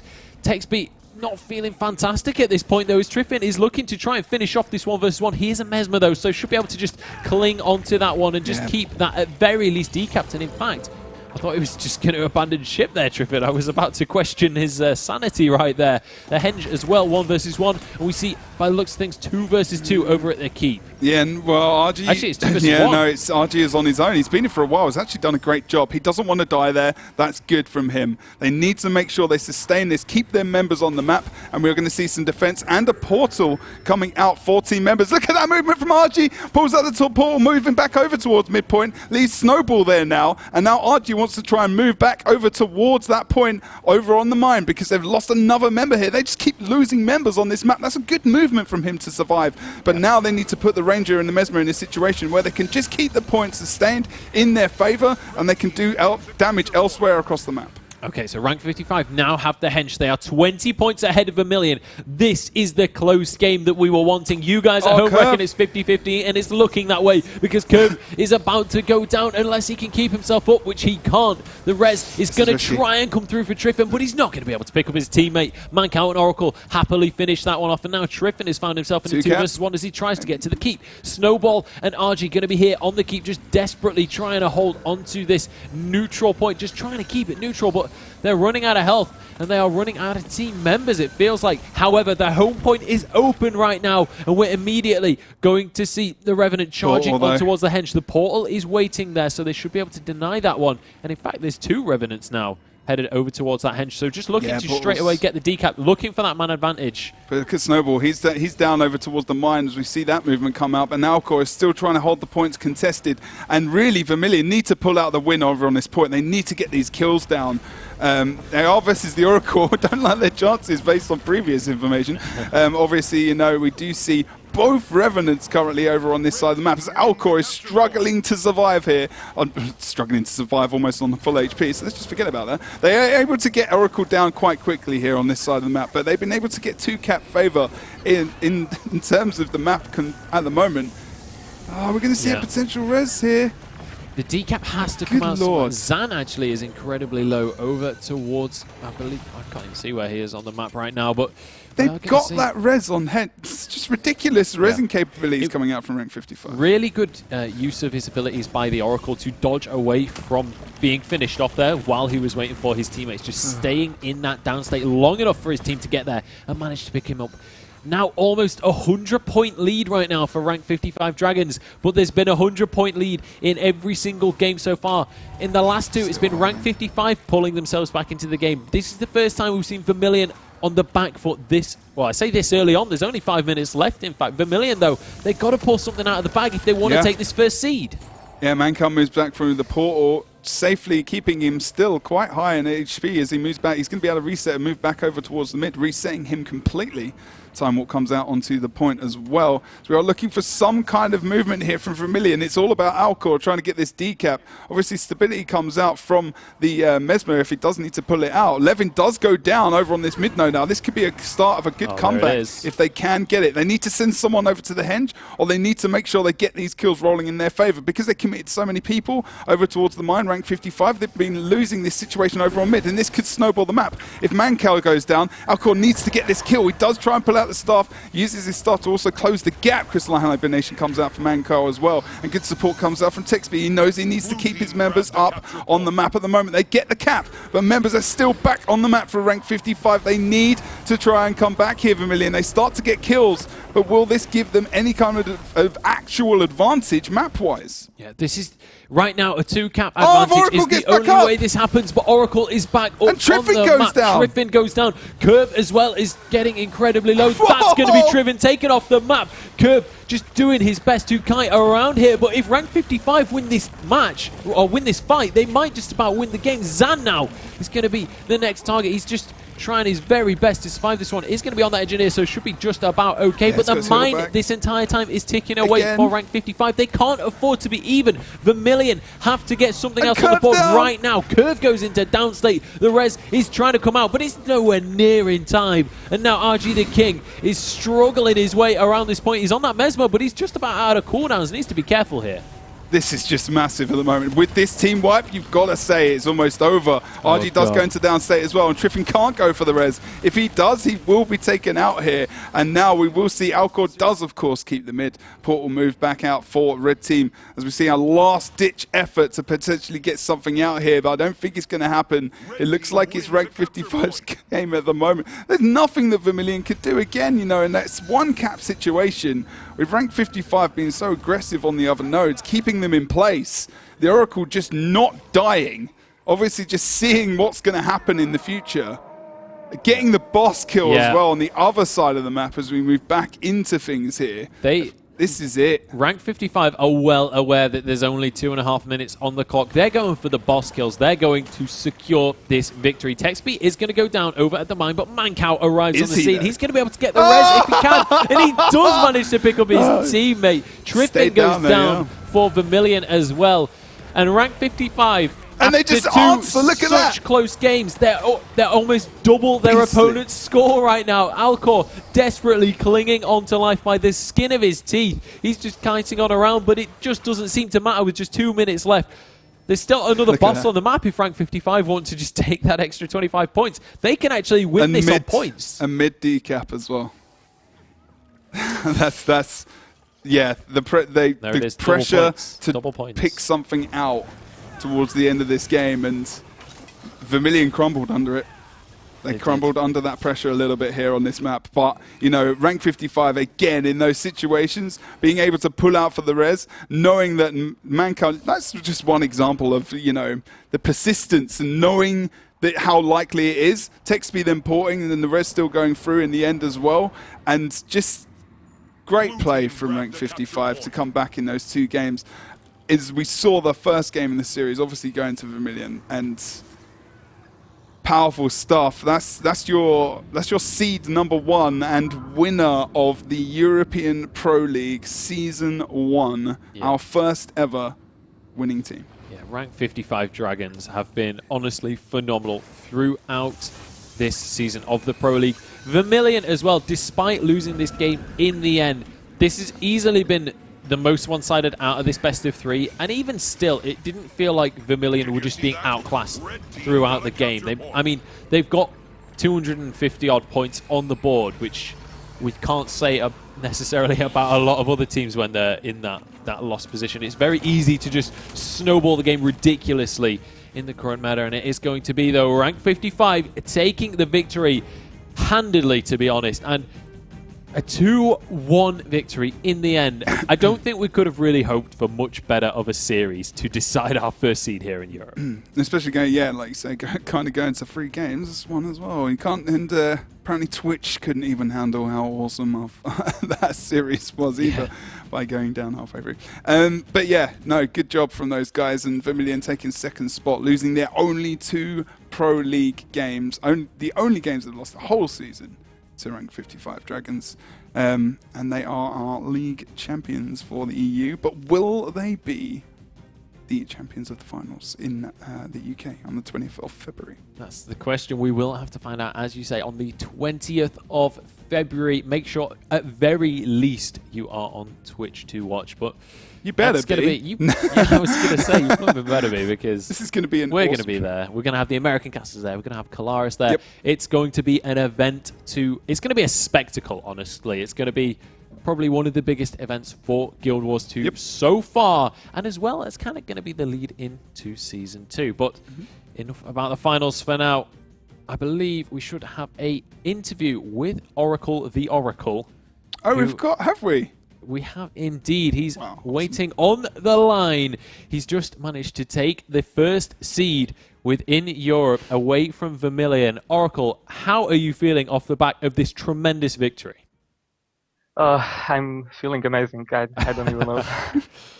That is good news. Really good games. Really good games. It's quite nice to speak to you. Yeah. Because actually, I don't know if you feel it or your team as well. Obviously, it's a team effort. You all played fantastically well. But you yourself had some really good moments on Temple, specifically, when you survived a 1v2. And at the temple, yeah. Yeah. Well, actually, at the temple node on temple, yeah. Yeah, at the temple node on temple. And then, obviously, on Henge again, over on that node on Forest, of course. So, yeah. how important were those moments for your team to take those games? Well, it was like, I don't know. To be honest, I didn't play like that good. Yeah. I don't. Well, if you didn't play that good, I feel sorry for everyone. Yeah, but I I can could give play yourself a better, little bit of credit, mate. Yeah, but the 1v2s, which I had, were like they put us in a huge advantage at some point, and it really helped us, like, to just snowball out of all of that, And yeah, I don't know. I'm just so happy I won to be. It was like really good game. That puts you up now against potentially, a second placing league team, and you don't have to go up against, the Abjured in the finals. Yeah. Oh, really? I don't even know how that works. So you'll be against the second seed of NA, which, don't So quote me on this, I that. believe is easy peasy lemon squeezy I don't or think whatever. there's much whatever chance the name that is. things But are going to change. I believe that's the second seed. Yeah, so Team PZ, so the easy peasy team, or Team PZ. I'm trying to get my words out here. So heading towards the finals, how are you feeling currently up against NA? Do you feel like Europe as a region is stronger? Do you feel like you as a team are stronger? How do you feel it's all going to pan out on the 20th? Well, I think it will all depend on the patch as well, and who will come with what builds, But I don't think that we are better than NA, compared to Abjured or Easy Peasy. I think it will be really even fights. Yeah. Okay. Agreed. And yeah, I don't know. It's just gonna be so good. It's gonna be good games. Yeah, man. Get to actually see you after casting you for 2.5 years almost. To actually get to meet you guys for once. So that's going to be pretty good in itself. So yeah, I and the can't finals. wait. I can't wait. Good stuff. Good stuff.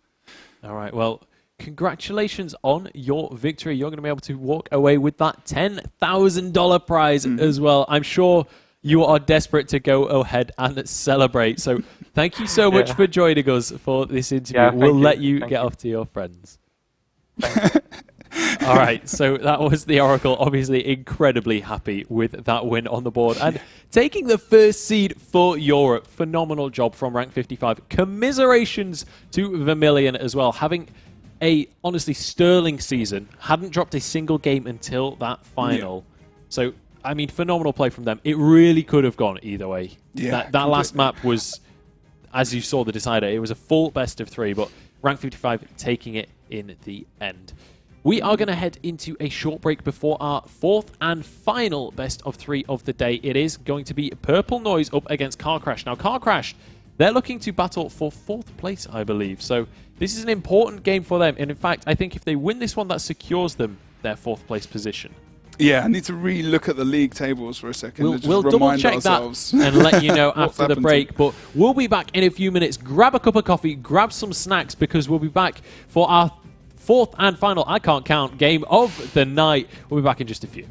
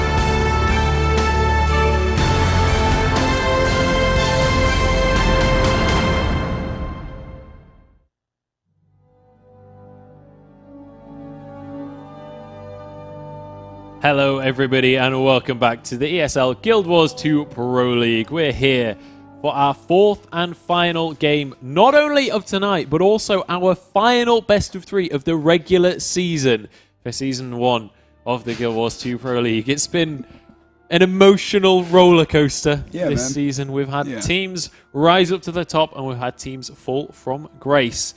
But now we're going to be looking at Purple Noise and Car Crashed, as Car Crashed try and secure their position in 4th in that ladder. Yep, indeed. And Purple Noise looking to try and gain maybe their first potential game of the actual season as well. You know, someone's got to come in last at the end of the day. But we saw, you know, even if you're in Pro League and you are in final position, you net yourself 2.5k, which is, you know, not bad for playing a video game for 8 weeks. Not too shabby at all. But obviously, Purple Noise, we mentioned this last week as well. They have learnt a lot throughout the Pro League. The Purple Noise we've seen in Week 6 is a dramatically different Purple Noise to what we saw in Week 1. They've certainly improved, not only as a team, but individually in terms of mechanical skill as well. It definitely feels like they've gone up a whole step.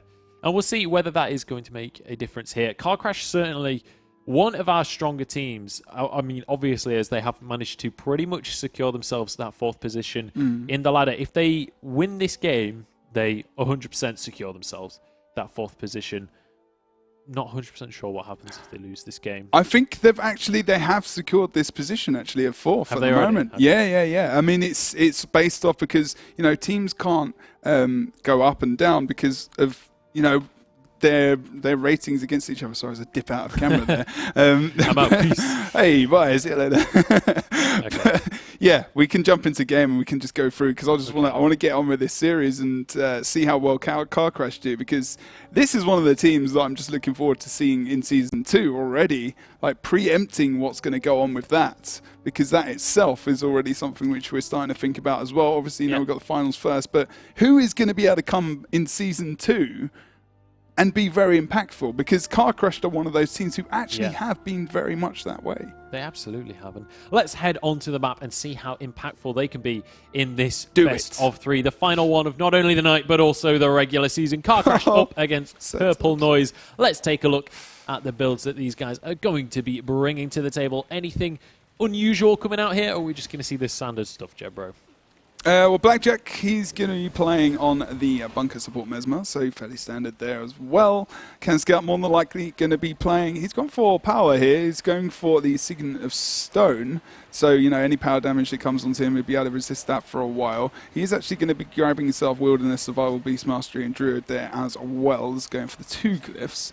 Then we're going to see Panic Sam, who's been very influential on this team. Remember, I mean, just a little bit of history, I guess, as well. Panic Sam used to be on like Made in Meta and other teams as well, and he's been very consistent throughout, you know, Guild Wars 2, playing in different competitive teams as well. So it's really nice to see how well he's kind of melded into this team, as well as, you know, Nag. I love the fact that some of these guys came back to the scene as well. Posey is just one of those characters who we've seen very recently as well. Just, you know, bringing out something completely different, going for this all-shout Necro build here that we've seen be very successful for him in terms of his sustainability with Rune of the Soldier, of course, because shouts remove a condition. So, you know, condition removal extra from himself and for his actual team. And, you know, they've just done a good job. So I'm happy to see these guys, and still happy to see Purple Noise as well. Yeah, absolutely. And speaking of Purple Noise, let's take a look at their builds. Looks like Badaka going to be running actually with the Mercenary there, so a little bit different to what we have been seeing here. Yep, he's bringing out some shadow damage here. He's got the double, he's going to potentially have double mower. Of course, you know, Chronomancer being very strong with them. Continuing split there as well. We saw a lot of double mowers coming out from Helseth earlier in the night. We only have 1 Mesmer as well on the side of Purple Noise. Similar to earlier in the evening, right? Then we've got, pardon me, Your excuse. Just drank a lot of water there sorry, before I came on. Then we go over to the Staff Elementalists. How rude. We're English, and I just did that. How impolite. Disgraceful. Let's take a look. The Queen's just coming into the room right now. She's Yeah, going to give me a bit of a slap. She's going to give you a slap on the wrist. How dare you? Let's take a look at Cole Summers' build here. Oh, he's going pew-pew with the longbow and the great sword here. They're going for max damage right now. Oh my god. Marksmanship, going for skirmishing and wilderness survival there as well. There's going to be a lot of damage here coming out as well as he grabs that extra quick draw, of course. And then we're going to jump over to cover. He was running Marauders there. Let's just double check that. Yep. Pew pew, and he's going for Quickening Zephyr, of course, with Lightning Reflex is going to be good for his mobility and survival, as well as Signet of Stone to increase his survivability and entangle there to lock down some opponents. So they're going for full ham, full-on damage here. This is, reminiscent of old builds as well in terms of, or even looking forward to potentially thinking about full damage builds, and maybe even they are thinking about the meta and how maybe they can operate the old different builds for potentially a new comp, a new idea, a new way of thinking. Doesn't feel like the Pew Pew Ranger is going to be a thing in the future, but you never know. And then we go on to Demon Lord as well. He's still going to be playing Condi Revenant. Yeah, so standard stuff going out from Demon Lord, and I believe Honey was at least relatively similar to what she has been running, but a couple of kooky builds coming out from the rest of the team. We'll see how it pans out. We'll see if Bidaka can shatter Car Crash hopes of taking this series, or whether Purple Noise are going to regrettably be going home with sullen faces without a single win on the board so far. We'll see if they can at very least take a map up against Car Crash 2. Our fourth position team on the ladder. We're just waiting for these teams to ready up, and we'll be able to get everything underway. I've got to say, compositionally, Car Crash are looking pretty strong in this matchup, but I'm definitely open to the possibility of new compositions kind of turning the meta on its head. Yeah, I mean, it's, hey, why not? They've got nothing to lose. They know they're going to be 8th position. That's the way it is. But like, as we saw earlier, Orange Logo versus CCG, if you can try and pull out, the fun builds, the thing, not the fun builds, but you know what I mean, like the more, I guess, I would say almost solo queue-ish-esque builds.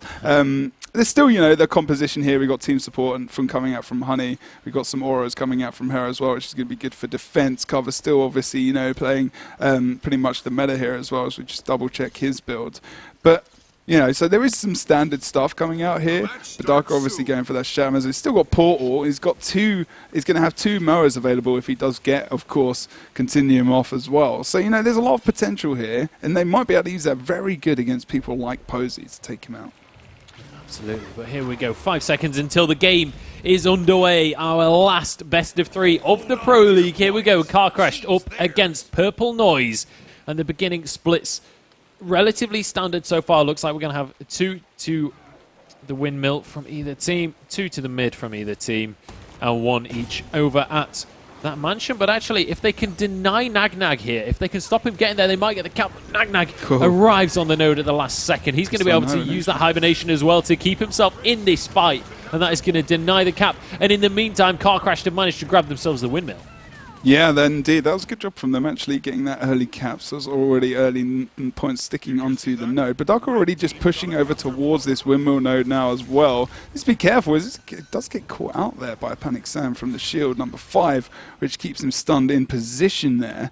Now we're just watching Carver going over towards mid, challenging Panic Sam and also Can Scout, who looks like they might be pushing over towards Mansion in the potential. No, we're looking like a more of a mid skirmish here, as well as skirmish over towards this Mansion point. As Cole Summer trying to pick up some nice damage. Now he's really good at getting nice. But look at this, it brings out a lot of nice damage there. But they've got like enough damage to potentially keep him in down state. But still, it's not enough against that Mesmer Res. And because of the pressure that was coming out from Posey there as well, that's good positioning to make sure those members aren't able to continue with that cleave. But look at the damage that comes out from Cole Summers with the longbow. Yeah, absolutely, and doing a phenomenal job. In the meantime, Can Scout has managed to be able to grab that windmill once again for themselves. So it's just going to be a 1 cap. Panic Sam goes down in the mid. So this should be a cap, in theory, for Purple Noise on that middle point. So it will be 1 cap apiece. It's all about the Mansion right now. Cole Summers jumping back onto that point to try and join the fray there. But Cole Summer goes down. Demon Lord as well is incredibly close to following suit there. just going to be able to try and kite around. There's the Crystal Hibernation, but it won't last very long. Nobody's there to get a res. That is going to be the Mansion going over to Car Crash. They've got the windmill as well. The Clock Tower looks to be going in favor of Purple Noise, but I say that we do see Nagnag, jumping straight onto that point to try and deny the cap. It has already been capped though, so just going to be a 2-for-1 now. Car Crash with a very, very good start to this game. Already 4 times the score of Purple Noise. If they can just keep this up, they're already looking phenomenal in this first map. Cole Summers going for the decap over towards this windmill nose. I'll try to find him with the camera, of course. Revenant on the blue team also moving back. Demon Lord trying to get over towards this mid point to potentially help out as well. We do have a portal, as you can see, over on the mid node as well. Honey just trying to dodge damage here at the moment and keep the point in their favor as the rest of the team.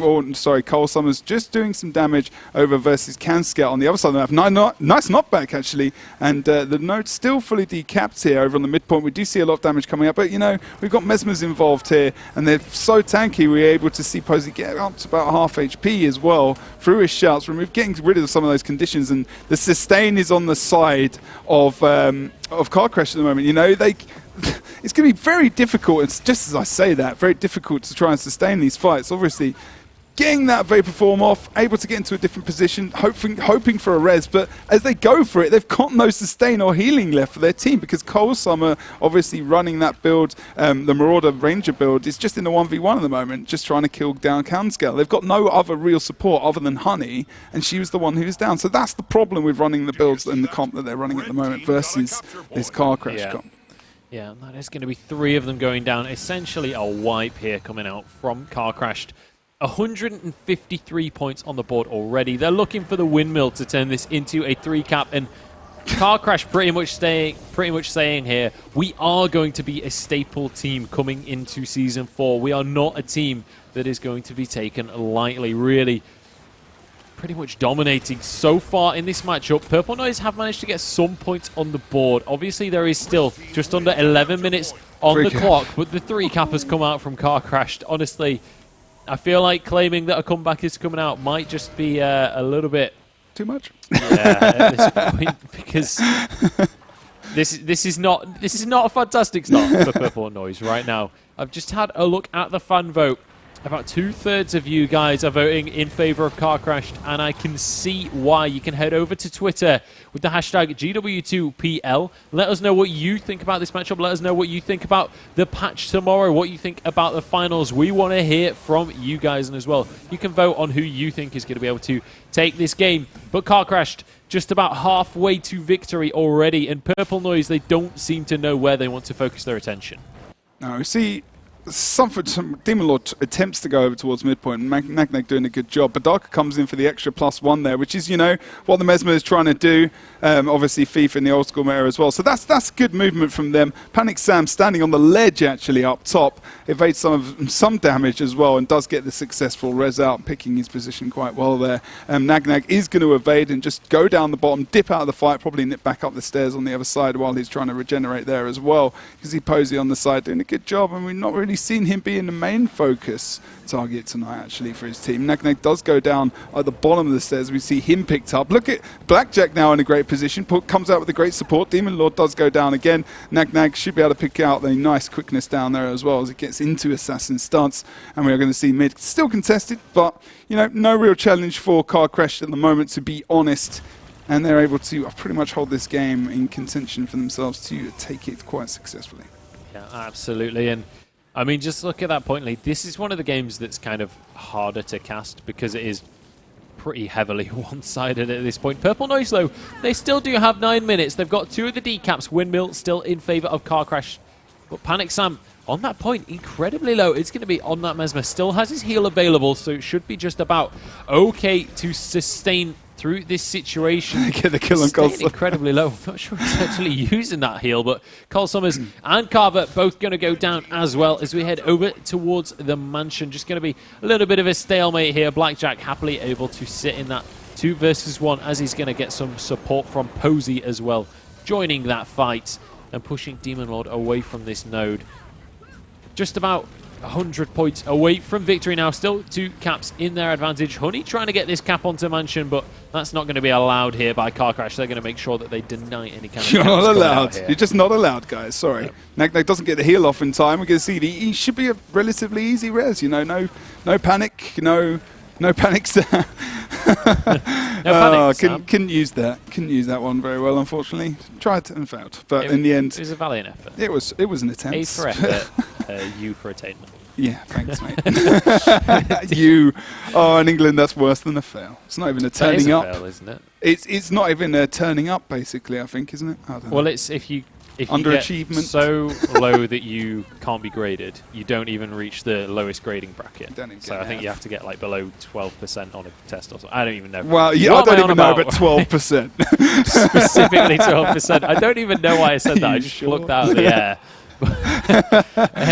But I mean, now might be a good time. The map's been won by Car Crash. It's over. It's been over for a good while. There's something interesting to think about as well. As what we were on Twitter the other day. And good old Josh Davis noticed something on Twitter, and then obviously got it through our feeds. Posey was talking about his Car Crash team and how proud he is of the guys and really happy how their team's doing now at the moment, and made some comments about how they're in the Challenger League as well at the moment. They've got several different teams in that league, and you can create your team and you can go up the league, and different reasons why they might have done that. But in the end of the day, why they've been playing ranked PvP so much. Now, Car Crash have not had any, as far as I know. Maybe they've scrimmed against some people here and there, but any real scrim partners throughout the season, whereas most teams, top table, comp-wise, top tier on the table as well, have had that practice. Yeah. Have had those scrims. So could Car Crash just be playing, mainly ranked queues? And to get that far, I feel, it's pretty good. They've done a good job. They should be proud of themselves. It's definitely an achievement. And as well, I think, with how well they've done here, I think looking towards Season 2, the other teams should be scrimming them. This is definitely a team they're going to be that one you should be looking towards to go for those scrimming partners, to be able to improve yourself and as well your opponents. I mean, scrimming is always mutually beneficial. Yeah. I mean, they've always had this rep, of they've not had the best rep in Guild Wars 2. And maybe people are like, oh, what are you talking about, Car Crash, meh. But it's not the case. I really feel like people need to. I like having that underdog kind of, the evil team who are just bad, rah. But, dragons and what's Guild Wars 2? And, but in all essence, these guys are awesome dudes and they've really done well. And I like having that kind of, underdog kind of baddie. And this is kind of the way they're seen. No, I like it. Whereas, Hellsliff's just a baddie, but still, everyone likes him. Well, not everyone. Everyone likes a personality. They do. But anyway, they really do. We are ready to get our second map underway. So let's head on to Temple and let's see who's going to be able to take this series. It's Car Crashed up against Purple Noise. This could potentially, if it's anything like the first map, be the very last map of the first season regular split. Ever. Until the finals, which I'm considering that separate to the Season 1 regular season. Yeah, because we're mixing it up. Because we're going to be against an A. EU, represent. I've got to... Oh, dear. You guys better do well. You better do me proud. I mean, I'll be sad. I'll tell you that there. I'm going to see you there. So I'm looking at you guys, Vermilion, no rank pressure. 55. It's in the EU. So anyway, let's get to the game at hand. Let's have a look. Have any of the builds changed up at all? It doesn't look like anything crazy is coming out here. We have had a few changes. Colson's gone back over to Druid here, realizing, actually this map he actually would have a lot more opportunity to do some nice range as well. Kylo is nice for him on longbow on that last map because he can range from different spaces. And he was able to do some nice damage, but again, once he gets involved in that close quarters on point method, kind of bunker tanky support fighting, they didn't have enough sustain for their teams to survive those fights. And when they did start to get the downs, the Mesmers were always in place to get the res, and it was pretty easy for them to do that. But yeah, no, Carver's still running, obviously, the same engineer build there as well. And then Badaka is still going for a Great Sword, still going for Shaz here, obviously going for Mental Anguish and whatnot. Going for Pack with Marauder. Not much different from the other guys. Demon Lord picking up Vipers, Condi, Rev. Posey still going for his build, really. Need to just kind of like name this. Looks like this could be extremely strong as well when the patch comes out. I'll have to wait and see for that. Because we've got some different amulet changes, and still, you know, there's a lot of hype at the moment for Guild Wars 2. There normally is, because the meta is going to be just flipped on its head. Obviously, some consistency was going to come out probably for Druid somewhere along the line. You know, there's been some changes to Ellie. There's been a lot of changes to Thief and Warrior potentially as well that we don't really know about. But there's an idea that a lot of things could come back. Some things could stay. Bunker Mesmer could just, you know, completely fall out. We'll have to wait and see how that goes. That's going to be coming over the next month, of course, as we go into finals. But as Joe said before, this is potentially the final game of the Pro League Season 1 between Car Crash with one game in hand versus Purple Noise on the blue team. Yeah, we'll see who's going to be able to take this. If Car Crash can win this one out, this will be the last game of the regular season. But if Purple Noise can swing this back in their favour, we'll be moving on to a third map. That will be the Forest of Niflhel. Well, if the first map is anything to go on, Car Crash are pretty heavy favourites coming into this game here on Temple. And we'll see. So far already, Car Crash getting a very early cap onto that Temple node. Got a little bit of a sneak around coming out from Badaka. He has been spotted out, though, by Can Scout. He's not going to fall for that any day of the week. And Posey just going to be chasing Carver down towards that bottom mid node. See if they can turn this into something more. But Car Crash with a relatively good start. Yeah, I mean, blue team as well. You know, Purple Noise able to hold over towards this side of the map over on the altar. Looking for the first real win of the season here in the last series of the day and of the season as well. Carver just over on the midpoint, doing okay himself. It looks like they've got a lot of pressure down onto Posey. Good target to pick up here, but Blackjack feels like he's going to be always in position there to... Oh, that's a nice... If they can actually... Oh, he didn't have slick shoes, unfortunately. He could have really kept Posey out on that side of things, but Posey obviously maybe might be able to pull out some stab. But here we go, over on the other side of the map, Nag. He's going to... So close, but yeah, in the end, just not enough to really, you know, bring that extra down cleave pressure to make sure he's going to be taken out there. And Nag now, Crystalline Hibernation... Yeah, it's going to be very interesting to see what happens there. Yeah, so Panic Sam going to be able to pick up his teammate and keep him alive. But Demon Lord might not be so lucky. He's feeling the pressure a little bit. And it always seems to be these poor Revenants that get the brunt of the damage. I mean, I know that's the case when I'm in matchmaking, or maybe I'm just bad. But we are going to see Car Crash with 1 point in their favour. And that is just slowly but surely ticking those points up for them. Demon Lord has gone down. Again, the Revenants just being bullied here. I've got a feel for them. The res trying to be channeled on through, but it's not going to be there. Cole Summers is just going to have to evacuate now or die as well. He's going to be on that Druid, so going to be able to survive a bit. Posey as well, going to be able to be picked up by the rest of Car Crash. And Car Crash looking pretty strong in this matchup so far. Yeah, Badaka's pressing 1 at the mid at the moment.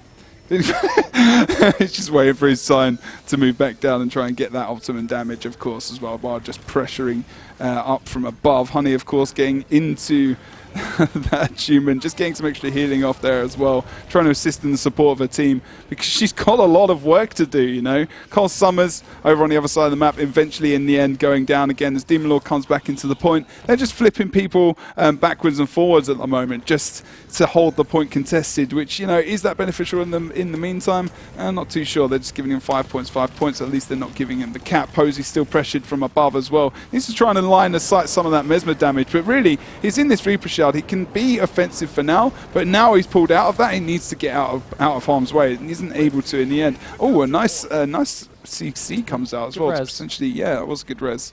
But the CC also was potentially quite good there in the end as well. Yeah, we are going to see the Temple get decapped here. That is going to be Cole Summer on the scene, and he should be able to cap that for himself. So, Purple Noise with a cap on the board. Badaka just waiting. He knows someone's going to come for this stillness, and he's going to be able to contest this against Panic Sam. However, I believe he's found himself in a 2 versus 1, so not an ideal scenario. Should be able to at least deny the cap for quite a while. However, Vidaka not on the...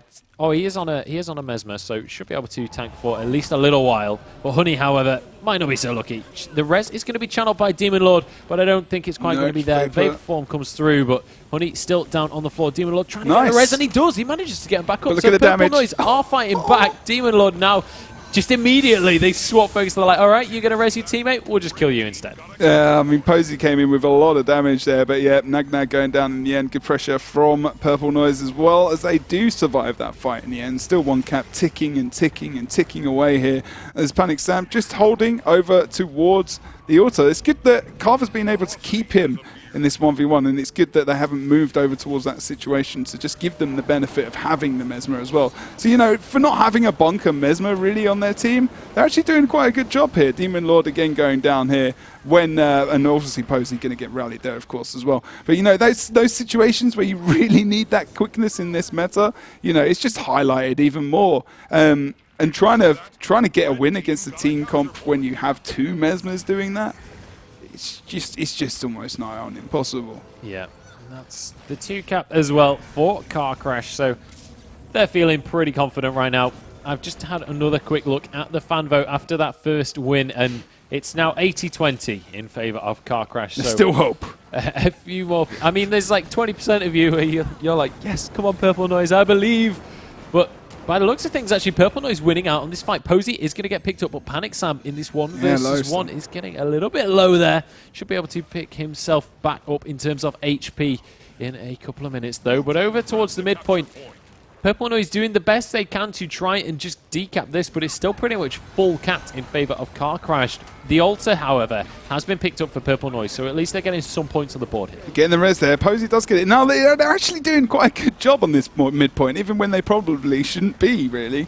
But Red Team, I mean, Blue Team are doing a good job. I'm just looking at wide angle. You can see at the moment, Badaka's just being very cautious, you know. He knows that if he gets involved in that heavy cleave that's coming out on the point, he's going to go down. So he's just being patient, trying to stay on the outside of the fight. Honey moves in and out, just spreading that healing pressure. And as Car Crash start to go for a main target, they start to then focus their pressure. They can move in for shatter damage and whatnot as well. Honey, again, you can see just blocking some of that damage off, but they can't get the kills down. And in the end, Demon Lord does go down and gets finished off as well. So as soon as they get someone into down state, there's a lot of quickness coming out from these guys when, you know, and stability, so they can actually take those guys out in the end. So, you know, not too bad positioning really for the comp they have on that mid node, and, you know, some good thinking there really.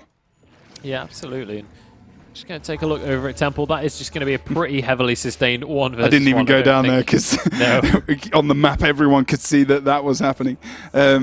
Yeah, Posey at the moment, they're just looking to, you know, grab stillness potentially, end this game in their favor, because that's powerful. If they get the stillness right now with the 3 cap, the game will end so quickly. 6 points per, 2 seconds. So, right, I'm not going to try and do the maths right now. That's a bad idea. We've not got stillness coming out yet. We're waiting for that to come out. Badaka's coming in for that, so we've still not got the extra points that can be coming out. But it's still quite a lot at present, you know. And now it's not going to be too long, and they need to pull something out to try and come back. You know, it's not going to happen. We know the story here. We have seen obviously Demon Lord taking out Nag on the other side of the map. That point is going to go into their favor. They're going to grab some more ticks on the good old scoreboard there, on the old scoreboard. But, you know, yeah, I feel talking about Panic Sam. What do you want to say?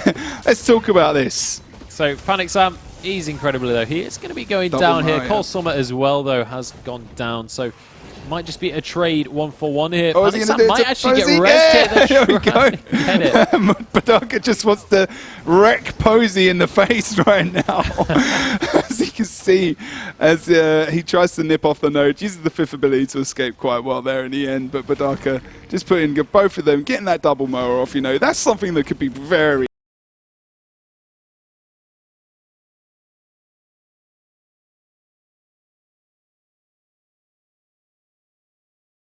remaining. Let's take a look at our dates one last time for the finals. It is going to be the 20th of February, and that is going to be held here in Leicester in the UK. So make sure you guys head over here to have a watch, and if you can't, make sure you check that one out on Twitch. That is going to be an event and a half. We're going to have the American casters over as well. If you like the American casters, you can check them out later on tonight. They are going to be casting the American League and see who our final top 2 American seeds are, because Europe has been decided now. We know for a fact that Vermilion and Rank 55 Dragon are moving into the finals. Rank 55 taking our first seed, as well as that $10,000 prize pot. You'll be able to find out later this evening who they are going to be playing against. Let's take one quick last look at our social media here. Make sure you guys follow us on Twitter at Guild Wars 2 and at ESL Guild Wars 2. You can find us on Facebook as well at /Guild Wars 2 and /ESL Guild Wars 2. And of course, all of the VODs are available on YouTube at youtube.com/Guild Wars 2. But that is going to be the end of the night, I'm afraid. Massive congratulations again to Car Crash. Let's take one last look at our seasonal leaderboards. Let's take a look at where we stand at the end of our 7 weeks. Look at that, Rank 55 Dragons. They're going to be incredibly happy with that score. Yeah, indeed. I need to maybe have a look at that 5th and 6th but at the moment. But rank 55, yeah, Vermilion, solidified, TCG and Car Crash. That's your top 4, 100% right there. And we obviously pay Purple Noise. Still got this stuff going on between Orange Logo and Royal Guns. Obviously, we'll confirm those positions with the teams and with everyone else as well. But, you know, it's been a top season. I want to personally thank Joe, the crew at ESL as well. Fantastic job so far. Of course, we look forward to Season 2 coming ahead as well as the finals. Want to thank you as well. You have been a cornerstone of this broadcast. So, unfortunately, though, for the regular season, that is it from me, Jebro, and the rest of the production crew. If you've enjoyed the casting, make sure you chuck us both follows. And make sure you follow at ESL Guild Wars 2, because that's where we will be updating you with everything to do with the finals. But that, I'm afraid, is the end of the night. So thank you so much for watching. Make sure you check out the NA League, and make sure you check out the finals on the 20th. We'll see you then.